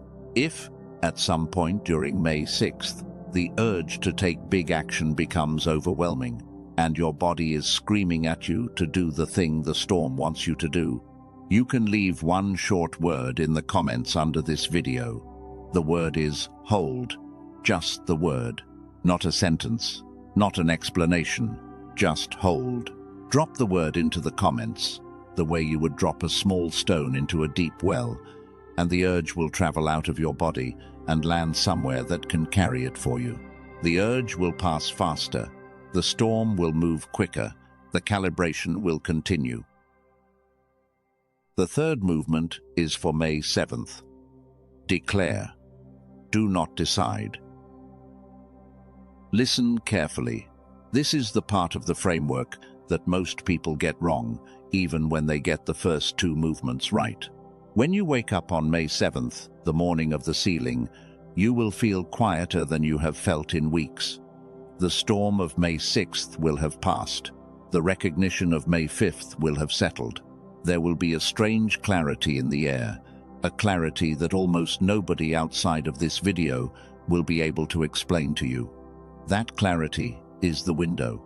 The window will be open for the first hour after you wake. In that first hour, before you check the phone, before you talk to anyone, before you get pulled into the day, you will sit up in bed, or in whatever space you woke up in, and you will speak 9 quiet words out loud. Just once. Not in a whisper. Not in a shout. In a calm, normal speaking voice. The way you might tell a friend something you are sure about. The 9 words are, I receive what was always meant to find me. That is the phrase, 9 words. You speak it once. You do not repeat it for an hour. You do not try to mean it harder. You do not try to feel something while you say it. You simply let the words leave your body and travel into the air of the room you are in. The words are the seal. The seal does the work. You do not have to perform the sealing. You only have to speak the words that activate it. After you say the words, lie back down for 3 minutes. Do not check the phone. Do not check the time. 3 minutes is enough. Then get up and live the rest of your day at a low flame. Eat simply. Move gently. Stay close to people who feel like home. By the time you go to sleep on the night of May 7th, what was opened on May 5th and calibrated on May 6th will be sealed into the architecture of your next 12 months. That is the framework. 3 days, 3 movements. Receive, release, declare. Less than 2 minutes a day. So I want to say something to you now that I want you to actually carry into this week. You are not someone who decides, you are someone who reads. The next 12 months were not waiting for your strategy. They were not waiting for you to figure out the optimal sequence of moves. They were not waiting for you to finally learn how to manage your time better, or wake up earlier, or finally read the book on discipline you have been carrying around for 3 years. The next 12 months were waiting for your eyes to open at the right moment. You are a window reader. The window reader is not the person who pushes hardest at every door. The window reader is the person who knows which door is glowing and walks toward that one. The window reader is the one who notices the small, unusual thing on the morning of May 5th and pauses before dismissing it. The window reader is the one who feels the storm rise on May 6th and lets it pass without burning down the house. The window reader is the one who speaks the 9 words on May 7th and trusts that the words have done what words are supposed to do, even when nothing visible changes for a while. You have been a window reader your whole life. You did not have a name for it. You probably thought you were too cautious, too slow to commit, too prone to overthinking. The world has had 1,000 small, unkind names for what you actually are. None of them were accurate. The accurate name is older. The accurate name is the one I just gave you. This is the week the window reader stops apologizing for taking time to read. This is the week the window reader stops pretending to be a decider. This is the week the window reader gets to use the gift the world told her was a flaw. This is the week. Let me pause here for a moment with you. You have been listening for a long time. Your body is in a specific posture. Your breath has settled into a specific rhythm. The room around you is whatever the room around you is. Wherever you are, whatever you are doing, I want you to feel the ground under you. The chair, the bed, the seat, the floor. Notice that something has been holding you up the whole time you have been listening to this. That something has not asked anything of you. That something has simply been there, doing its job. Take one slow breath, just one. Let the shoulders drop a little. Let the jaw soften. Let the back of the neck lengthen. There is nothing to receive in this moment, nothing to release, nothing to declare. This minute belongs to your nervous system, not to the message. The message will continue. The message can wait 1 minute. Now, before I show you exactly what the 2 tools I named earlier actually do, hour by hour, in the body, and where the doors to them are placed for the souls whose spirit calls them tonight, I have to tell you one thing about the next 12 months that you absolutely cannot afford to misunderstand. It is the one thing that determines whether the framework I just gave you, and the window opening tomorrow morning, and the architecture of these 3 days, actually translates into change you can feel by the end of this year, or whether it becomes another beautiful idea you nodded at and forgot and walked back into the same year you were already living. Most teachers will not tell you what I am about to tell you, because what I am about to tell you removes the easy escape route. It removes the version of this message where you nod, agree, feel slightly inspired, and change nothing. What I am about to tell you is the reason most chosen ones miss the windows that were placed for them even after they receive the briefing, and it is not what you think it is. The reason almost everyone misses the windows that were placed for them is not what most teachers will admit to you out loud. The reason is not weak faith. It is not bad timing. It is not lack of discipline. The reason is physiological. And until you understand what was actually done to your body, No framework will reach the place inside you where the framework needs to land. Let me ground you before I take you any further. Two things have been quietly true about your life for a long time, and you have not had words for either of them. The first is that the frequency of curiosity, of openness, of the wonder you carried as a child, the brainwave the researchers call gamma, was dimmed in you somewhere between the ages of 7 and 12. Not because you did anything wrong, because that is what modern systems do to children. The dimming has a name in the research. They call it the decline effect. The result is an adult mind that has forgotten how to ask big questions, an adult mind that scans for threats faster than it scans for possibilities, an adult mind that has lost contact with the part of itself that used to walk into a room and notice everything. The second truth is that the frequency of receiving, the brainwave the researchers call alpha, has been crowded out of you by a different frequency, a faster, sharper, more vigilant one called beta.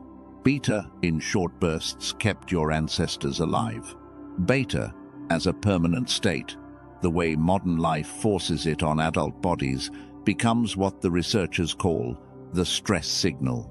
The stress signal does not feel like stress. The stress signal feels like the chronic background hum of being slightly braced. All the time, even on a good day, even in a quiet room. So, the why is 2 layers, not 1. Decline effect dimming the child mind, stress signal sealing the receiving channel. The what is that restoration is not a single tool, it is a sequence.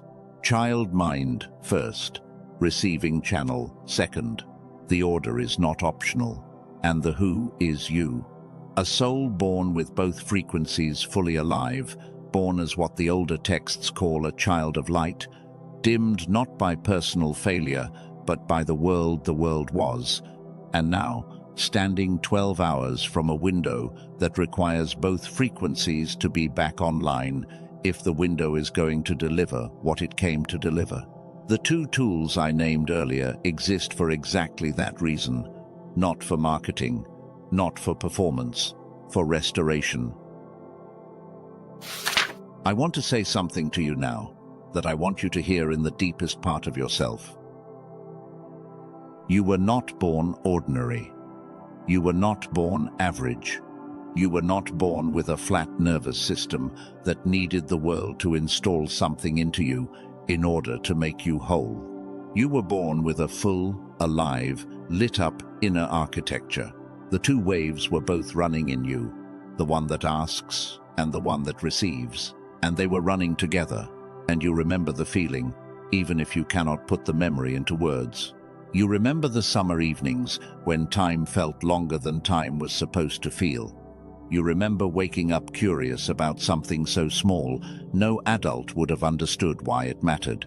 You remember the way a piece of music or the smell of a particular tree could fill the entire shape of you with something the world has no name for. That was not childhood imagination. That was your original frequency. That was the child of light heritage you were born into. The world dimmed both waves. School dimmed the asking. Adult survival dimmed the receiving. By the time you became responsible for yourself, both waves were running so quietly that you forgot you had ever heard them clearly. The grief you have carried for years, the grief you could not explain, the grief that rose at strange moments and disappeared just as quickly, that grief is the grief of a child of light who has been living without her original frequency. The grief is real. The grief is also reversible. The 2 tools restore what was taken, not in the way the world fixes things, in the way the body remembers things. The first wakes the child within. The second opens the channel through which what the child was promised can finally be received. The order matters because it's last in, first out. Stress signal closed the receiving second, but the receiving cannot be opened until the child is awake. Decline effect dimmed the child first, so the child has to be woken first. Restoration follows the same path the dimming took, walked backwards. And in this moment, before either name returns, I hear the Spirit saying something specific to the soul listening. I see what was taken from you. I see the brightness you used to carry. I have been holding the original shape of you in safekeeping for as long as the world has been dimming you, and I am about to hand it back. The window opening tomorrow is not asking you to become someone new.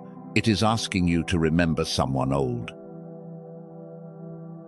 Let me tell you about a woman named Sarah. She is 43. She lives in Texas. She has been a teacher for 19 years. She is the kind of woman who, the moment you meet her, you can tell has spent her entire life pouring into other people while quietly forgetting to pour into herself. For most of the past decade, Sarah felt stuck. She would put it this way: she said it felt like her brain was running at 30% of its actual capacity. She still showed up. She still taught the lessons. She still helped other people grow into new versions of themselves. But on the inside, she had stopped growing. She had ideas, and the ideas felt distant, like they were happening in another room. She had a project she had been talking about starting for almost 3 years and could not bring herself to begin. She was not depressed. She was not unhappy. She was something harder to name. She was dimmed. A friend of hers told her about the Genius song last spring. She was skeptical.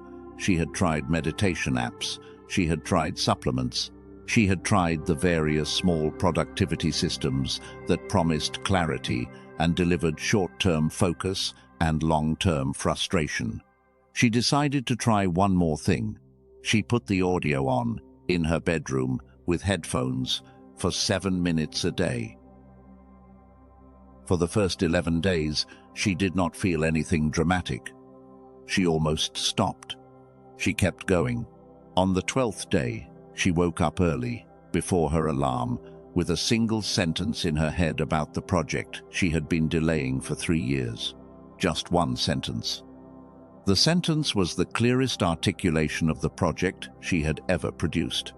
She wrote it down before she even brushed her teeth. By the end of that morning, in a single sitting, she had made a decision about the project that she had not been able to make in 36 months. The decision was made calmly, without drama. The way decisions get made when the frequency is right. She told her friend, 3 months later, that the change was not loud. It was the opposite of loud. The change was that the room inside her head was finally quiet enough to hear her own ideas. I want you to understand what the Genius song is, clearly, before another moment passes. It is a digital audio track, 7 minutes long. You put on headphones, you close your eyes, you listen. That is the entire instruction. There is no meditation training required. There is no script to memorize. There is no breathing technique to perfect. The audio uses a technology called brain entrainment, a binaural delivery, which means a slightly different sound is delivered into each ear, and the difference between the two sounds gently coaxes the brain back toward gamma, the frequency of the child mind, the frequency that was dimmed in you when you were small. It was developed by a researcher named Dr. Robert Lake. He spent 34 years on this work. His research draws from studies conducted at MIT, at Princeton, at Harvard, and at other leading research institutions. The work is not theoretical. It is measurable. It has been tested across more than 18,000 users. Less than 4% of those users have asked for refunds. Most of them keep using the audio long after the first sessions because the effect compounds quietly over time. What it does in the body is reverse the dimming, slowly, over the first 2 to 3 weeks. The first sessions feel like nothing more than 7 minutes of relaxation.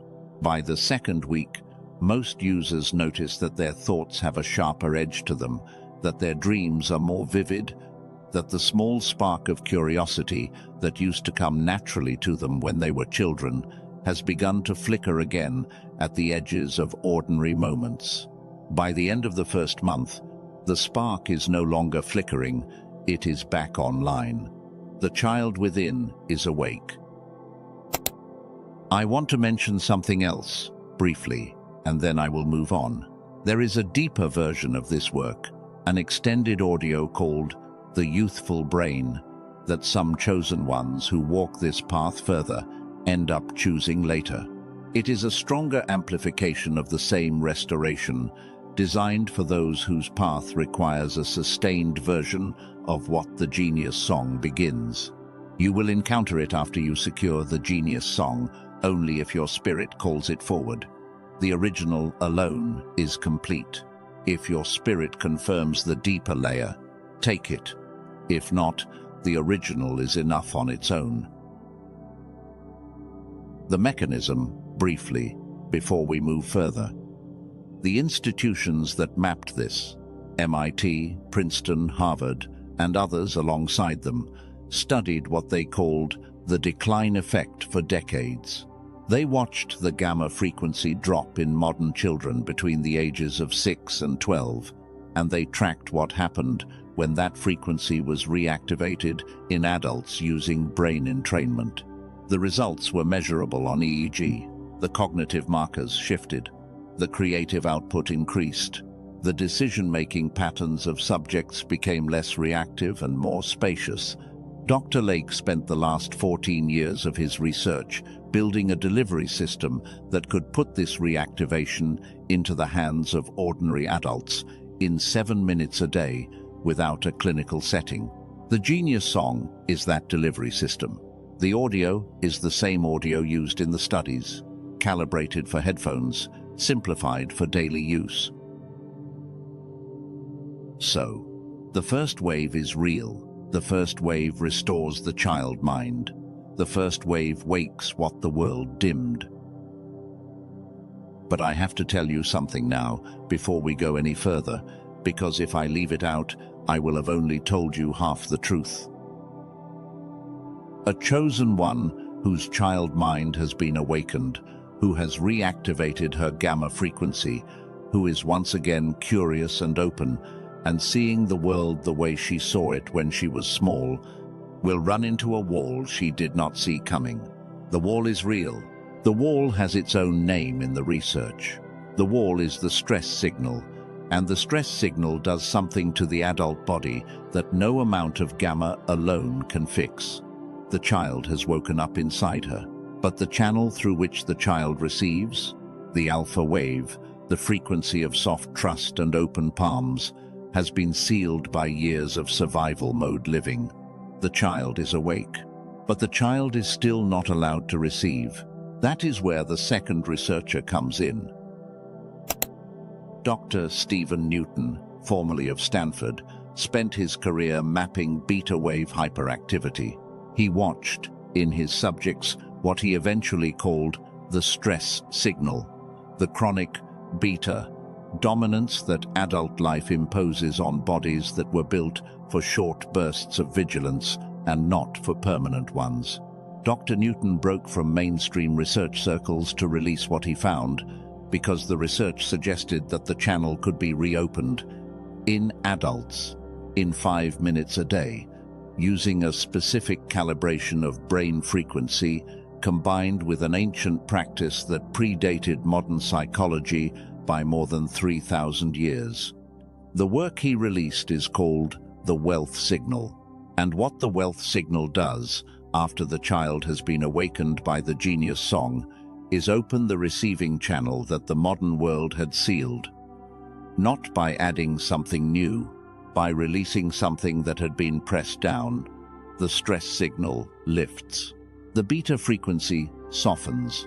The alpha frequency, the wave of receiving, of trust, of openness, returns, and the child within, who is now awake, can finally receive what the kingdom of the older texts always promised would arrive for those who became like little children.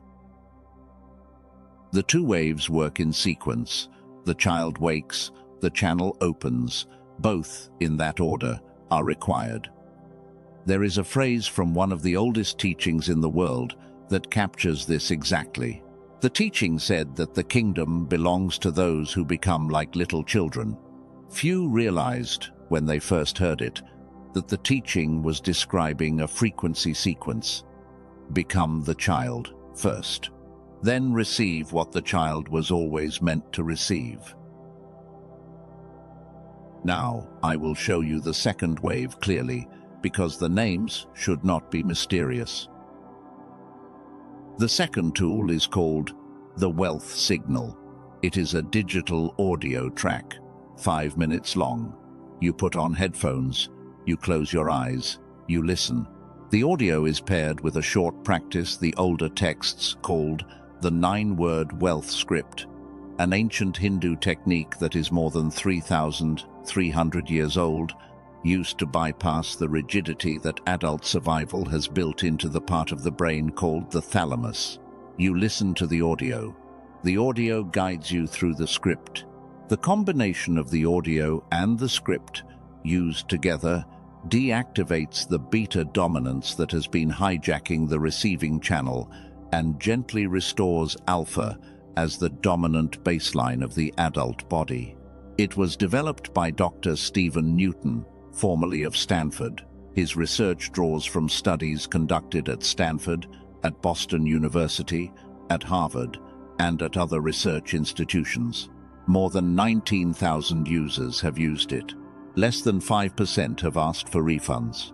The vast majority continue to use it long after the first sessions because the lift in the body, the softening of the chronic background hum, the return of the ability to actually receive, is something the body does not want to give up once it has tasted again.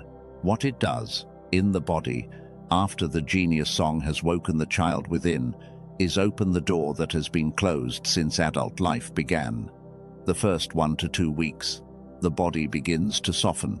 The chronic morning chest tightness, the kind that rises before the day has even started, begins to ease. The decisions you have been delaying because you have been slightly braced all the time start to feel less heavy. By the 2nd to 4th week, what users describe most often is that things start arriving. Not always money, although money is one of the forms. Sometimes opportunities, sometimes relationships. Sometimes a single conversation that changes a season. The receiving channel is open. The kingdom flows in the way the older texts said it would, not as a reward for striving, but as a natural consequence of becoming the child again. And there is a deeper version of this second restoration as well, briefly, that I want to name. There is an extended companion audio called the Wealth Signal Accelerator, used by many chosen ones already on this path, who feel called to amplify the receiving channel many times faster than the original alone produces. You will see it after you secure the wealth signal, only if your spirit confirms it is part of your path. The original alone is complete. If your spirit speaks, take it. If your spirit is silent, leave it. The wealth signal, on its own, opens the door fully. The accelerator is for those whose path requires the door to open faster. And one last note about both. There is a path that some of the chosen ones who walk furthest tend to choose, in which they pair both deeper layers, the wealth signal accelerator and the youthful brain, after the originals have taken hold. You will encounter both after the originals settle in your body. The originals alone are complete. The combo is reserved for those whose path requires going deeper than most, and your spirit will tell you whether that is yours or not. Do not overthink it. Originals first, the deeper layers only if confirmed. The mechanism for the second wave, briefly. Stanford and Boston University and several other institutions mapped the beta wave hyperactivity that adult life imposes and called what they mapped the stress signal. They studied the thalamus, the egg-shaped region in the center of the brain, where neural rigidity hardens with chronic stress. And they found that a specific calibration of brain frequency, combined with an ancient verbal practice, could bypass the rigidity in a way that no amount of meditation or cognitive therapy alone could replicate. The audio that Dr. Newton released delivers that calibration. The 9-word script delivers the bypass. The two together restore alpha as the body's dominant operating frequency. The receiving channel reopens. The kingdom that was always meant to find the soul finally finds her. Let me tell you about Lana. She is 52. She runs a small business in Florida with 10 employees, and at the same time she takes care of her elderly mother. For most of the last 3 years, she woke up every morning the same way. The first thing she felt, before she even opened her eyes, was a tightness across her upper chest, a knot. The knot was about money, about the business, about what would happen if her mother got worse and she had to take more time off, about the 1,000 small worries that adult survival had stitched permanently into her body. She had tried meditation, 6 months of it. The meditation made her calmer in the moment, but the morning chest tightness never moved. It would soften in the afternoon and return the next morning. She tried the wealth signal, 5 minutes a day. After about 3 weeks, she noticed something she had not felt in years. The morning tightness was not there. She had woken up, opened her eyes, and the knot had simply not been waiting. She thought it was a fluke. The next morning, the tightness was lighter. The morning after that, it was gone again. 2 weeks after that, she made a business decision she had been postponing for 8 months. She had been carrying it as one of the things that kept her up at night. She raised her prices. She raised them more than she had previously believed she could justify. Her clients accepted the new pricing without complaint. Her cash flow that month went up by 22%. The change was not about money. The change was that the receiving channel had opened. The decisions that had been frozen by the stress signal began to thaw.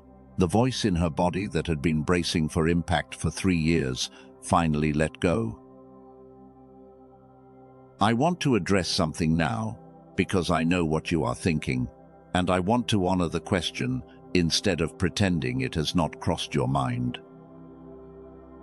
You are thinking, I have tried things like this before. I have spent money on programs that promised transformation and delivered only the temporary feeling of having tried. I have read the books.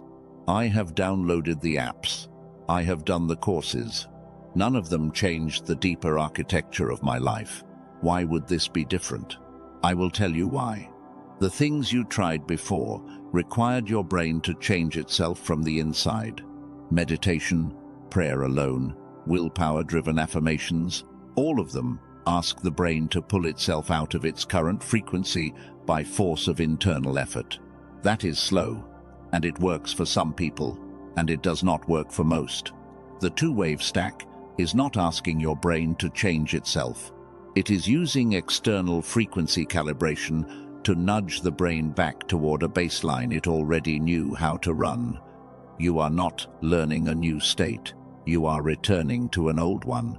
And the technology that returns you is measured. It is testable. It is not a belief system. There is also the matter of sequence. Almost everything you have tried before targeted a single frequency. Meditation primarily affects alpha. Productivity systems primarily affect beta in short bursts. Visualization primarily affects theta. Nothing you have tried before has been built to target both the gamma deficiency from the decline effect and the alpha deficiency from the stress signal in the right order, with the right tools, in a sequence the body actually responds to. That is what makes this different. The mechanism is different. The sequence is different.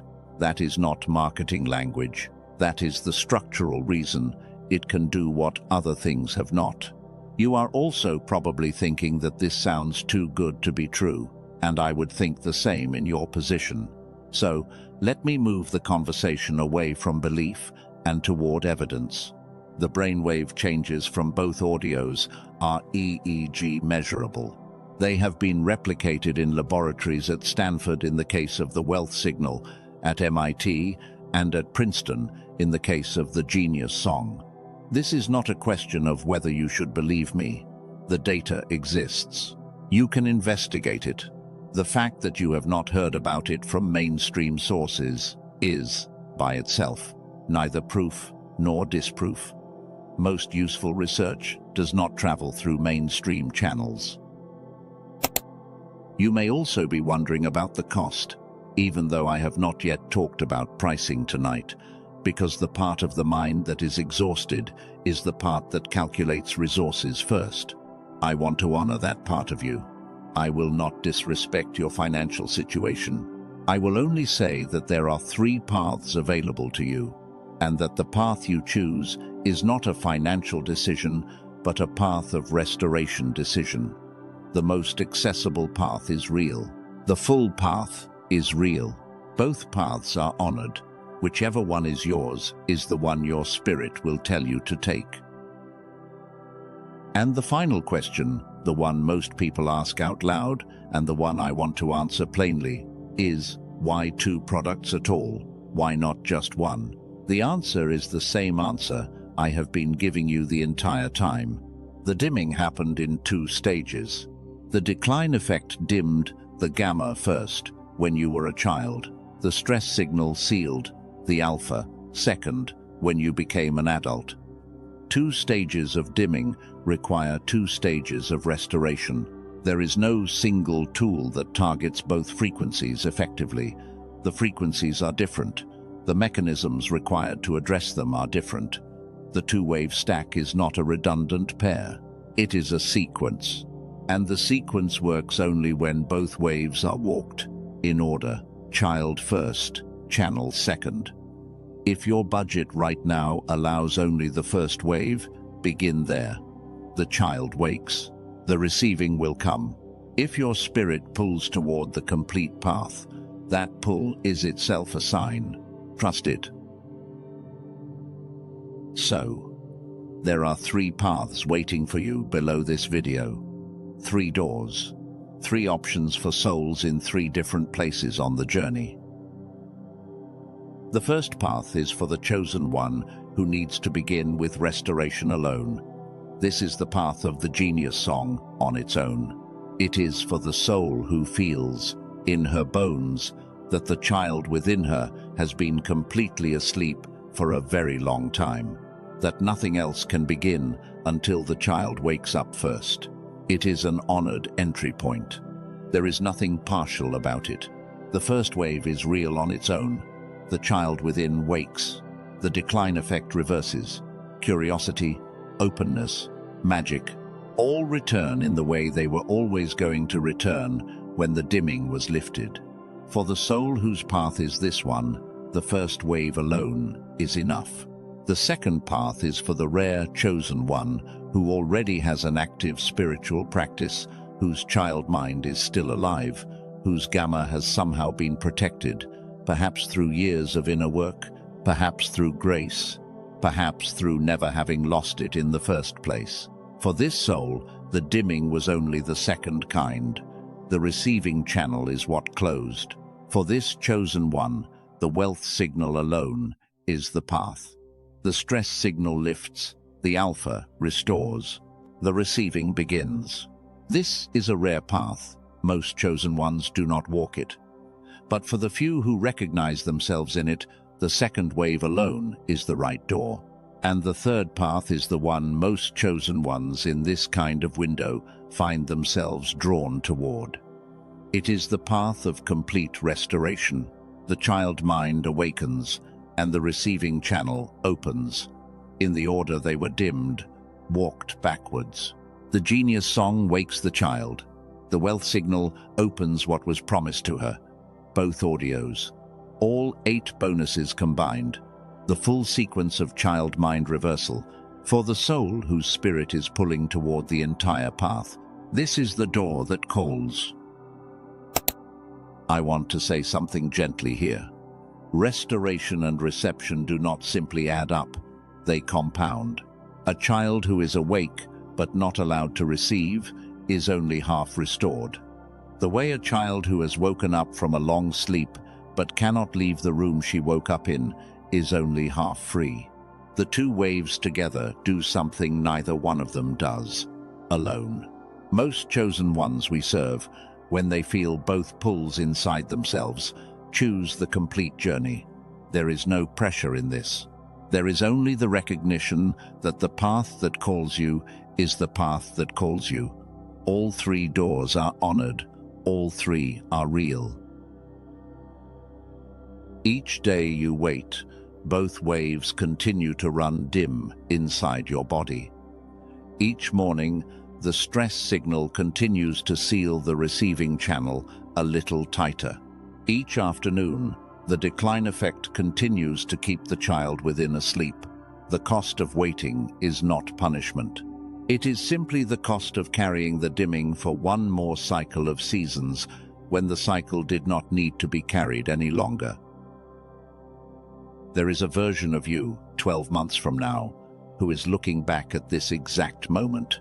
That version is either looking back at this as the night the door opened and she walked through it, or as the night she watched the door from a distance and waited another year to see if it would come back. The version of you who walked through 12 months from now is the one whose hand you can almost feel reaching back through time tonight, asking the version of you who is listening to take the step. The window is open. The first wave begins where you choose to step. I have to tell you something before we go further, because I would not be able to live with myself if I did not. There are imitation websites that will show up in search results if you go looking for either the wealth signal or the genius song. There are knockoff audios that copy the names, but not the technology. The brain entrainment binaural delivery in the genius song is calibrated by Dr. Lake's specific research. The frequency calibration in the wealth signal, paired with the 9-word script, is calibrated by Dr. Newton's specific research. The imitations carry neither. They are ordinary audio. They will do nothing for the dimming. They will not return gamma. They will not lift beta. The only place to receive both audios in their original form, with all 8 bonuses included, with the 90-day money, is through the path placed in the description below this video, and again in the pinned comment. Not on Amazon, not on Spotify, not on YouTube, not anywhere else. 3 doors, 3 paths, 1 trusted location. Protect yourself. The work is too important to receive a counterfeit version of it. So, I want you to do something with me now. Wherever you are, whatever you are doing, I want you to pause for 1 breath. Place 1 hand on the center of your chest. Close your eyes for just a moment, if it is safe to do so.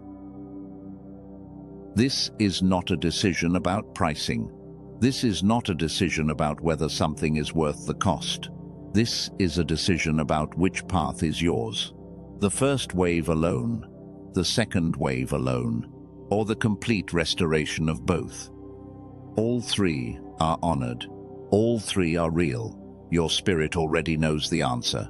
You do not need to think it through. You only need to listen, for a moment, to the voice underneath the thinking. The 3 doors are below this video. They are in the description. They are also in the pinned comment. Whichever one calls you tonight, that is the one to step through. There is no urgency in your body in this moment. There is only listening. Which path? Which door? Which wave? Step into the one that calls you. The 3 doors are waiting. Whatever your spirit said just now, that is the path. The links are below, in the description and the pinned comment. The first door, for those needing only the first wave. The second door, for the rare ones whose path is the second wave alone. The third door, for the souls whose spirit pulled toward the full restoration. Step into the door that calls you. The threshold has been waiting for you longer than you have been alive. The words begin to quiet now. What was named has been named. What was shown has been shown. The architecture of the next 3 days is in your hands, and the door, the second door, the third door, all of them are exactly where they have always been, waiting for the soul who walks toward them with eyes finally open. There is nothing left for me to add to the briefing. The briefing is complete. What remains is something older than information. What remains is the part of this conversation that does not happen in language. What remains is the silent agreement, the one your soul makes with itself when it has heard what it needed to hear, the one that does not require words, because words would only get in its way. So before I let you go, I want to walk you into the field one last time, not to teach, not to explain, just to stand at the edge of it with you while the wind that has been turning toward you all evening finally arrives. In your mind, not out loud, I want you to come with me back to the field. You do not have to move your body. You do not have to do anything. Just close your eyes, if it is safe to do so, and picture the field the way I described it earlier. The grass moving in the wind, the copper light along the horizon, the smell of soil that is about to be rained on. You are no longer 12 hours away. You are already there. You are standing at the edge. The grass begins 3 steps in front of you, and at the far side of the field, the 3 doors are visible. The silver door, the water door, the door of light. The first door, the silver one, is no longer just glowing. It is open. It has been open since the moment you began listening to this video. The grass between you and the silver door is parting in a small straight line, the kind of path that opens only when something on the other side has been waiting for the exact soul who is walking toward it. The path is yours. You did not have to build it. You only have to take it. I want you to do something specific in your mind. Take 1 breath. As the breath goes in, picture yourself stepping forward, just 1 step, into the grass. As the breath goes out, feel the grass close behind you. The path forward is open. The path backward is closing on its own. You do not have to look back. There is nothing behind you that needs you anymore. Now feel the weight of your body where it actually is, in the chair, on the bed, wherever you are right now. Feel the chair holding you up. Feel the air on your skin. Feel the breath that is already moving without you having to manage it. The field is in your inner world. The chair is in your outer world. Both of them are real. Both of them are holding you. The next 3 days in your outer world will move quickly. There will be moments when you forget everything I have told you. There will be moments when the storm of May 6th feels larger than the framework. There will be moments when the morning of May 7th arrives and you almost reach for the phone before you remember to speak the 9 quiet words. That is allowed. The window does not require perfection. The window only requires return. Each time you forget, return. Each time the storm rises, return. Each time you almost lose the thread, return. Hand on chest, hand on belly. 1 slow breath. The path forward is still open. The grass is still parting. The doors are still glowing. Carry the field with you, not as a memory, as a place inside you that you can return to whenever you need to. I want to say some words now that I want you to actually receive with your whole body, not just with your ears.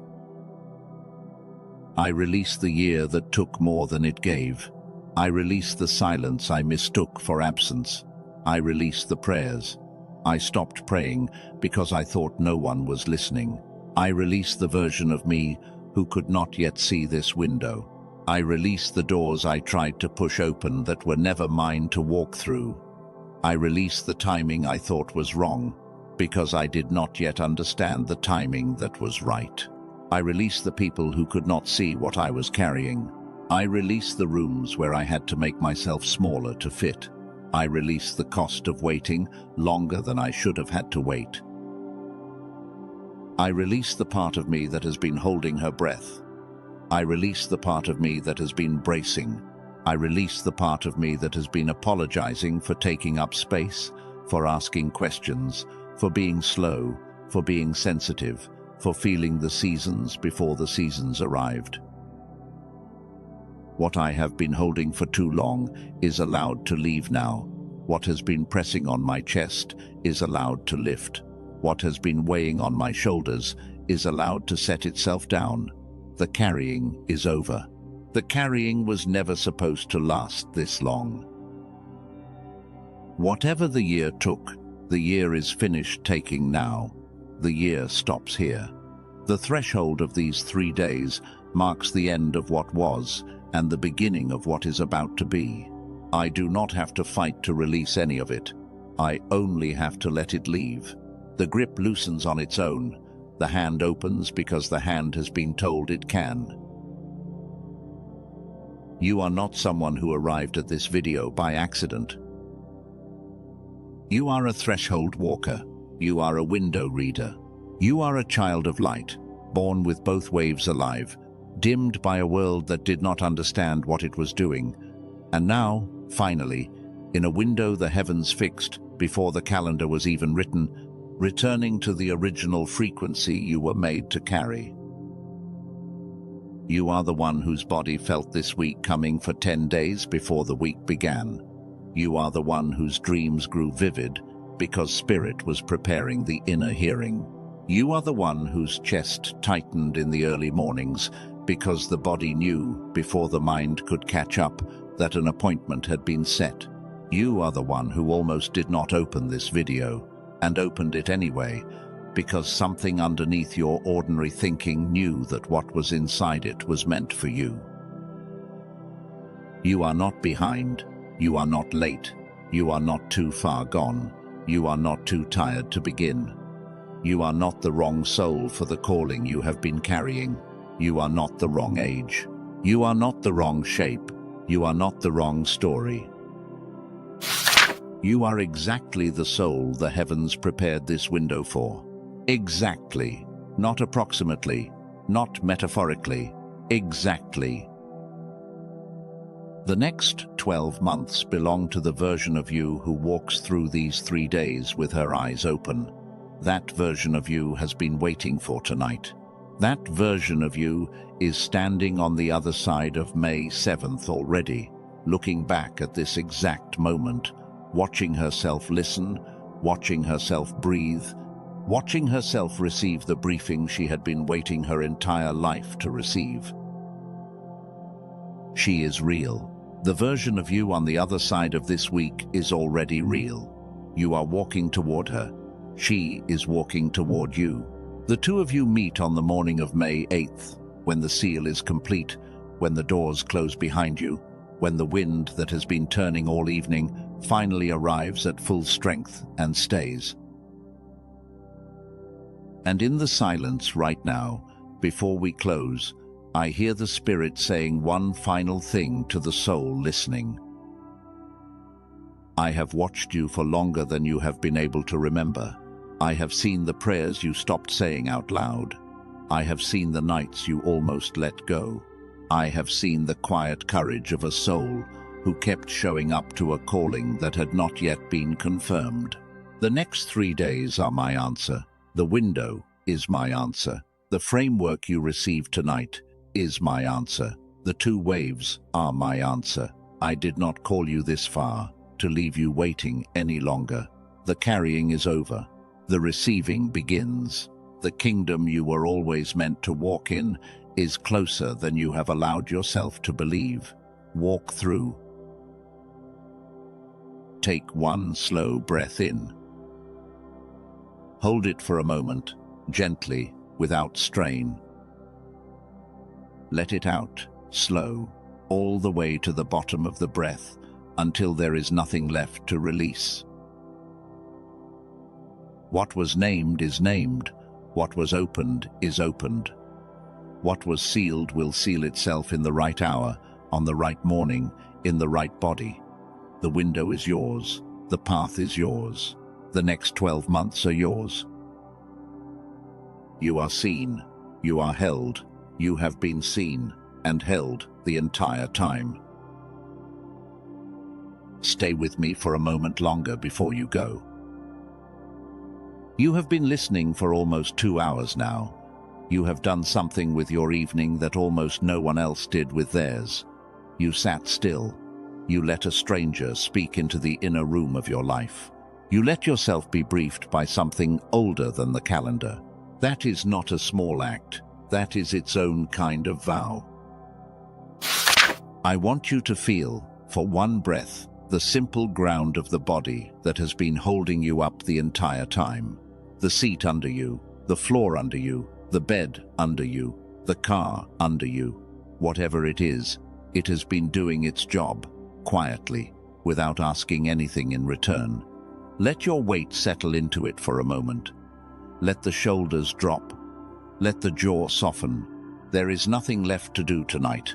The work has been done. Before we close completely, I want to give you a few small things to carry into the days that begin tomorrow. None of them require effort. All of them are gifts. The first is the path that has been mentioned twice already tonight. If your spirit is still calling toward the two waves, the way it has been calling for some of you the whole time you have been listening, the door is exactly where I told you it was. The description below this video, the pinned comment under it. 3 paths. Whichever one is yours, your spirit already knows. There is no urgency in this moment. The doors will be there when you are ready. Tonight, tomorrow, the day after.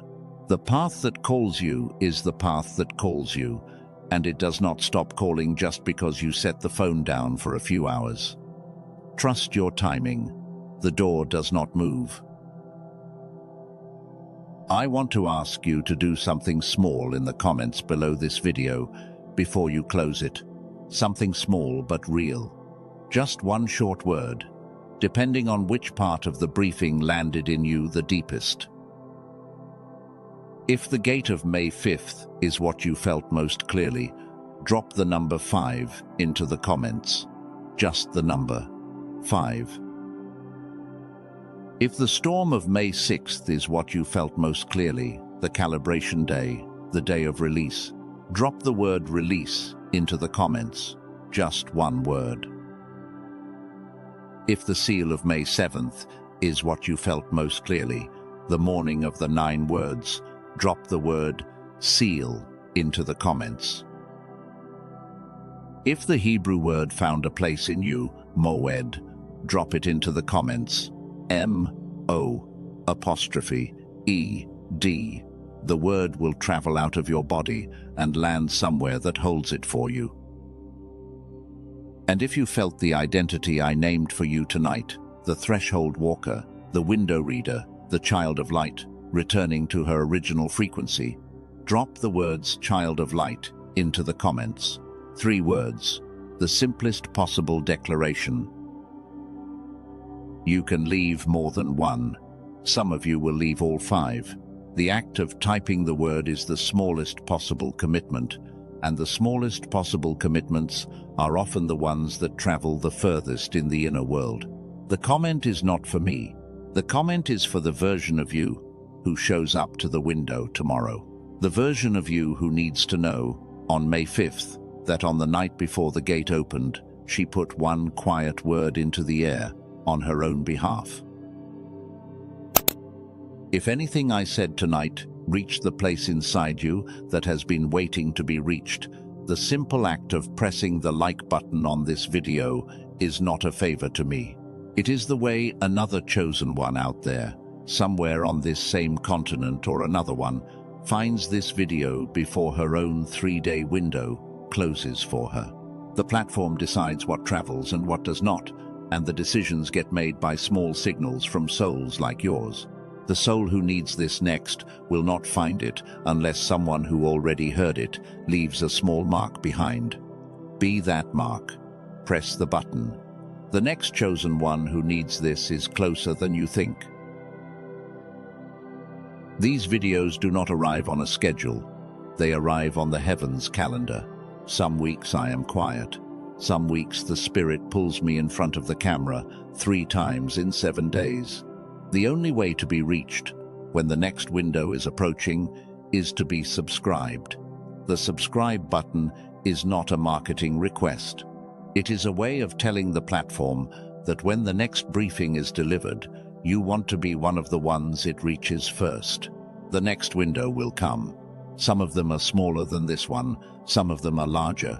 None of them announce themselves on social media. They arrive through the videos that find you when you need them. Stay close to this channel, and the videos will keep finding you. I want to ask you to do one more thing, and I am going to ask it gently, because I know you are tired, and I know it is late, and I know what I am about to ask requires a small motion you may not feel like making tonight. There is someone in your life. Someone you have not spoken to in a few weeks, or a few months, or maybe longer. Someone who has been crossing your mind in the strange hours of the past 2 weeks. Someone who keeps surfacing in your inner world without warning. Maybe a friend who went quiet. Maybe a sibling. Maybe a cousin you used to be close to. Maybe a co-worker you sensed was carrying more than they let on. That person has been waking at 3 in the morning the past 2 weeks, the same way you have. They have not told you. They are not going to tell you. They do not have words yet for what they are going through, and the people around them do not know how to ask. But you know. You know because the Spirit has been bringing them to your attention for a reason. Send this video to that person tonight, before May 5th begins. Not because they will text you back. Some of them will. Most of them will not. Not right away. Send it because you are the only one in their life who knew, before they could say it out loud, that something inside them was changing. The act of sending it is the act of pulling another chosen one into the same window you are about to walk through. The window is wide enough for both of you. It was always meant to hold more than one soul at a time. Send the video. Trust the impulse. The right person will know what to do with it when it arrives. What you have just received tonight was not a video. It was a briefing.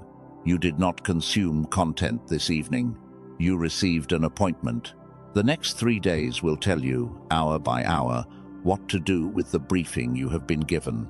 You will know the signs when they arrive on May 5th, because I have already named them to you.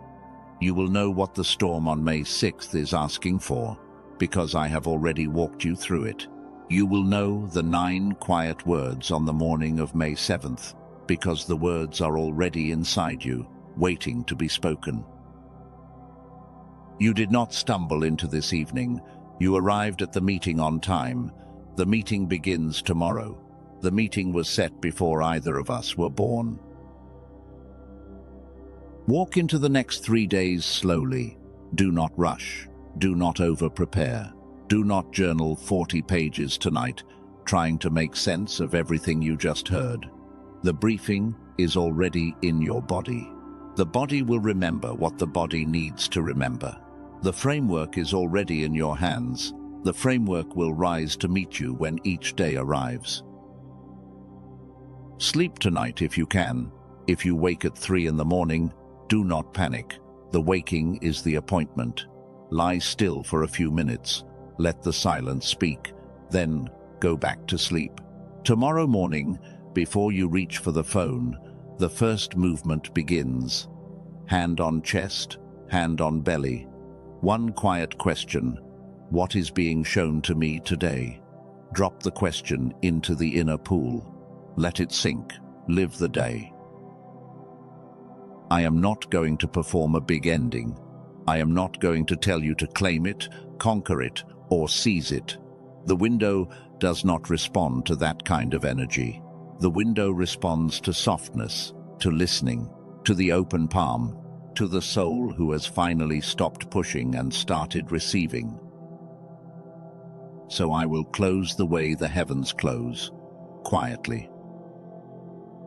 The window is open, the door is glowing, the wind has turned, you have been seen, you have been held. You are exactly where you were always going to be on the night before the gate opened. Walk gently into May 5th. Let the day show you what the day came to show you. Let the storm of May 6th move through you without taking anything you actually need. Let the morning of May 7th seal what was always meant to be sealed. And on the morning of May 8th, when the doors close behind you, remember this. The version of you who walked through is the version that was always going to. She has been there since the beginning. She has been waiting for you to arrive at the meeting. You have arrived. The threshold is yours. The window is yours. The next 12 months are yours. Go in peace.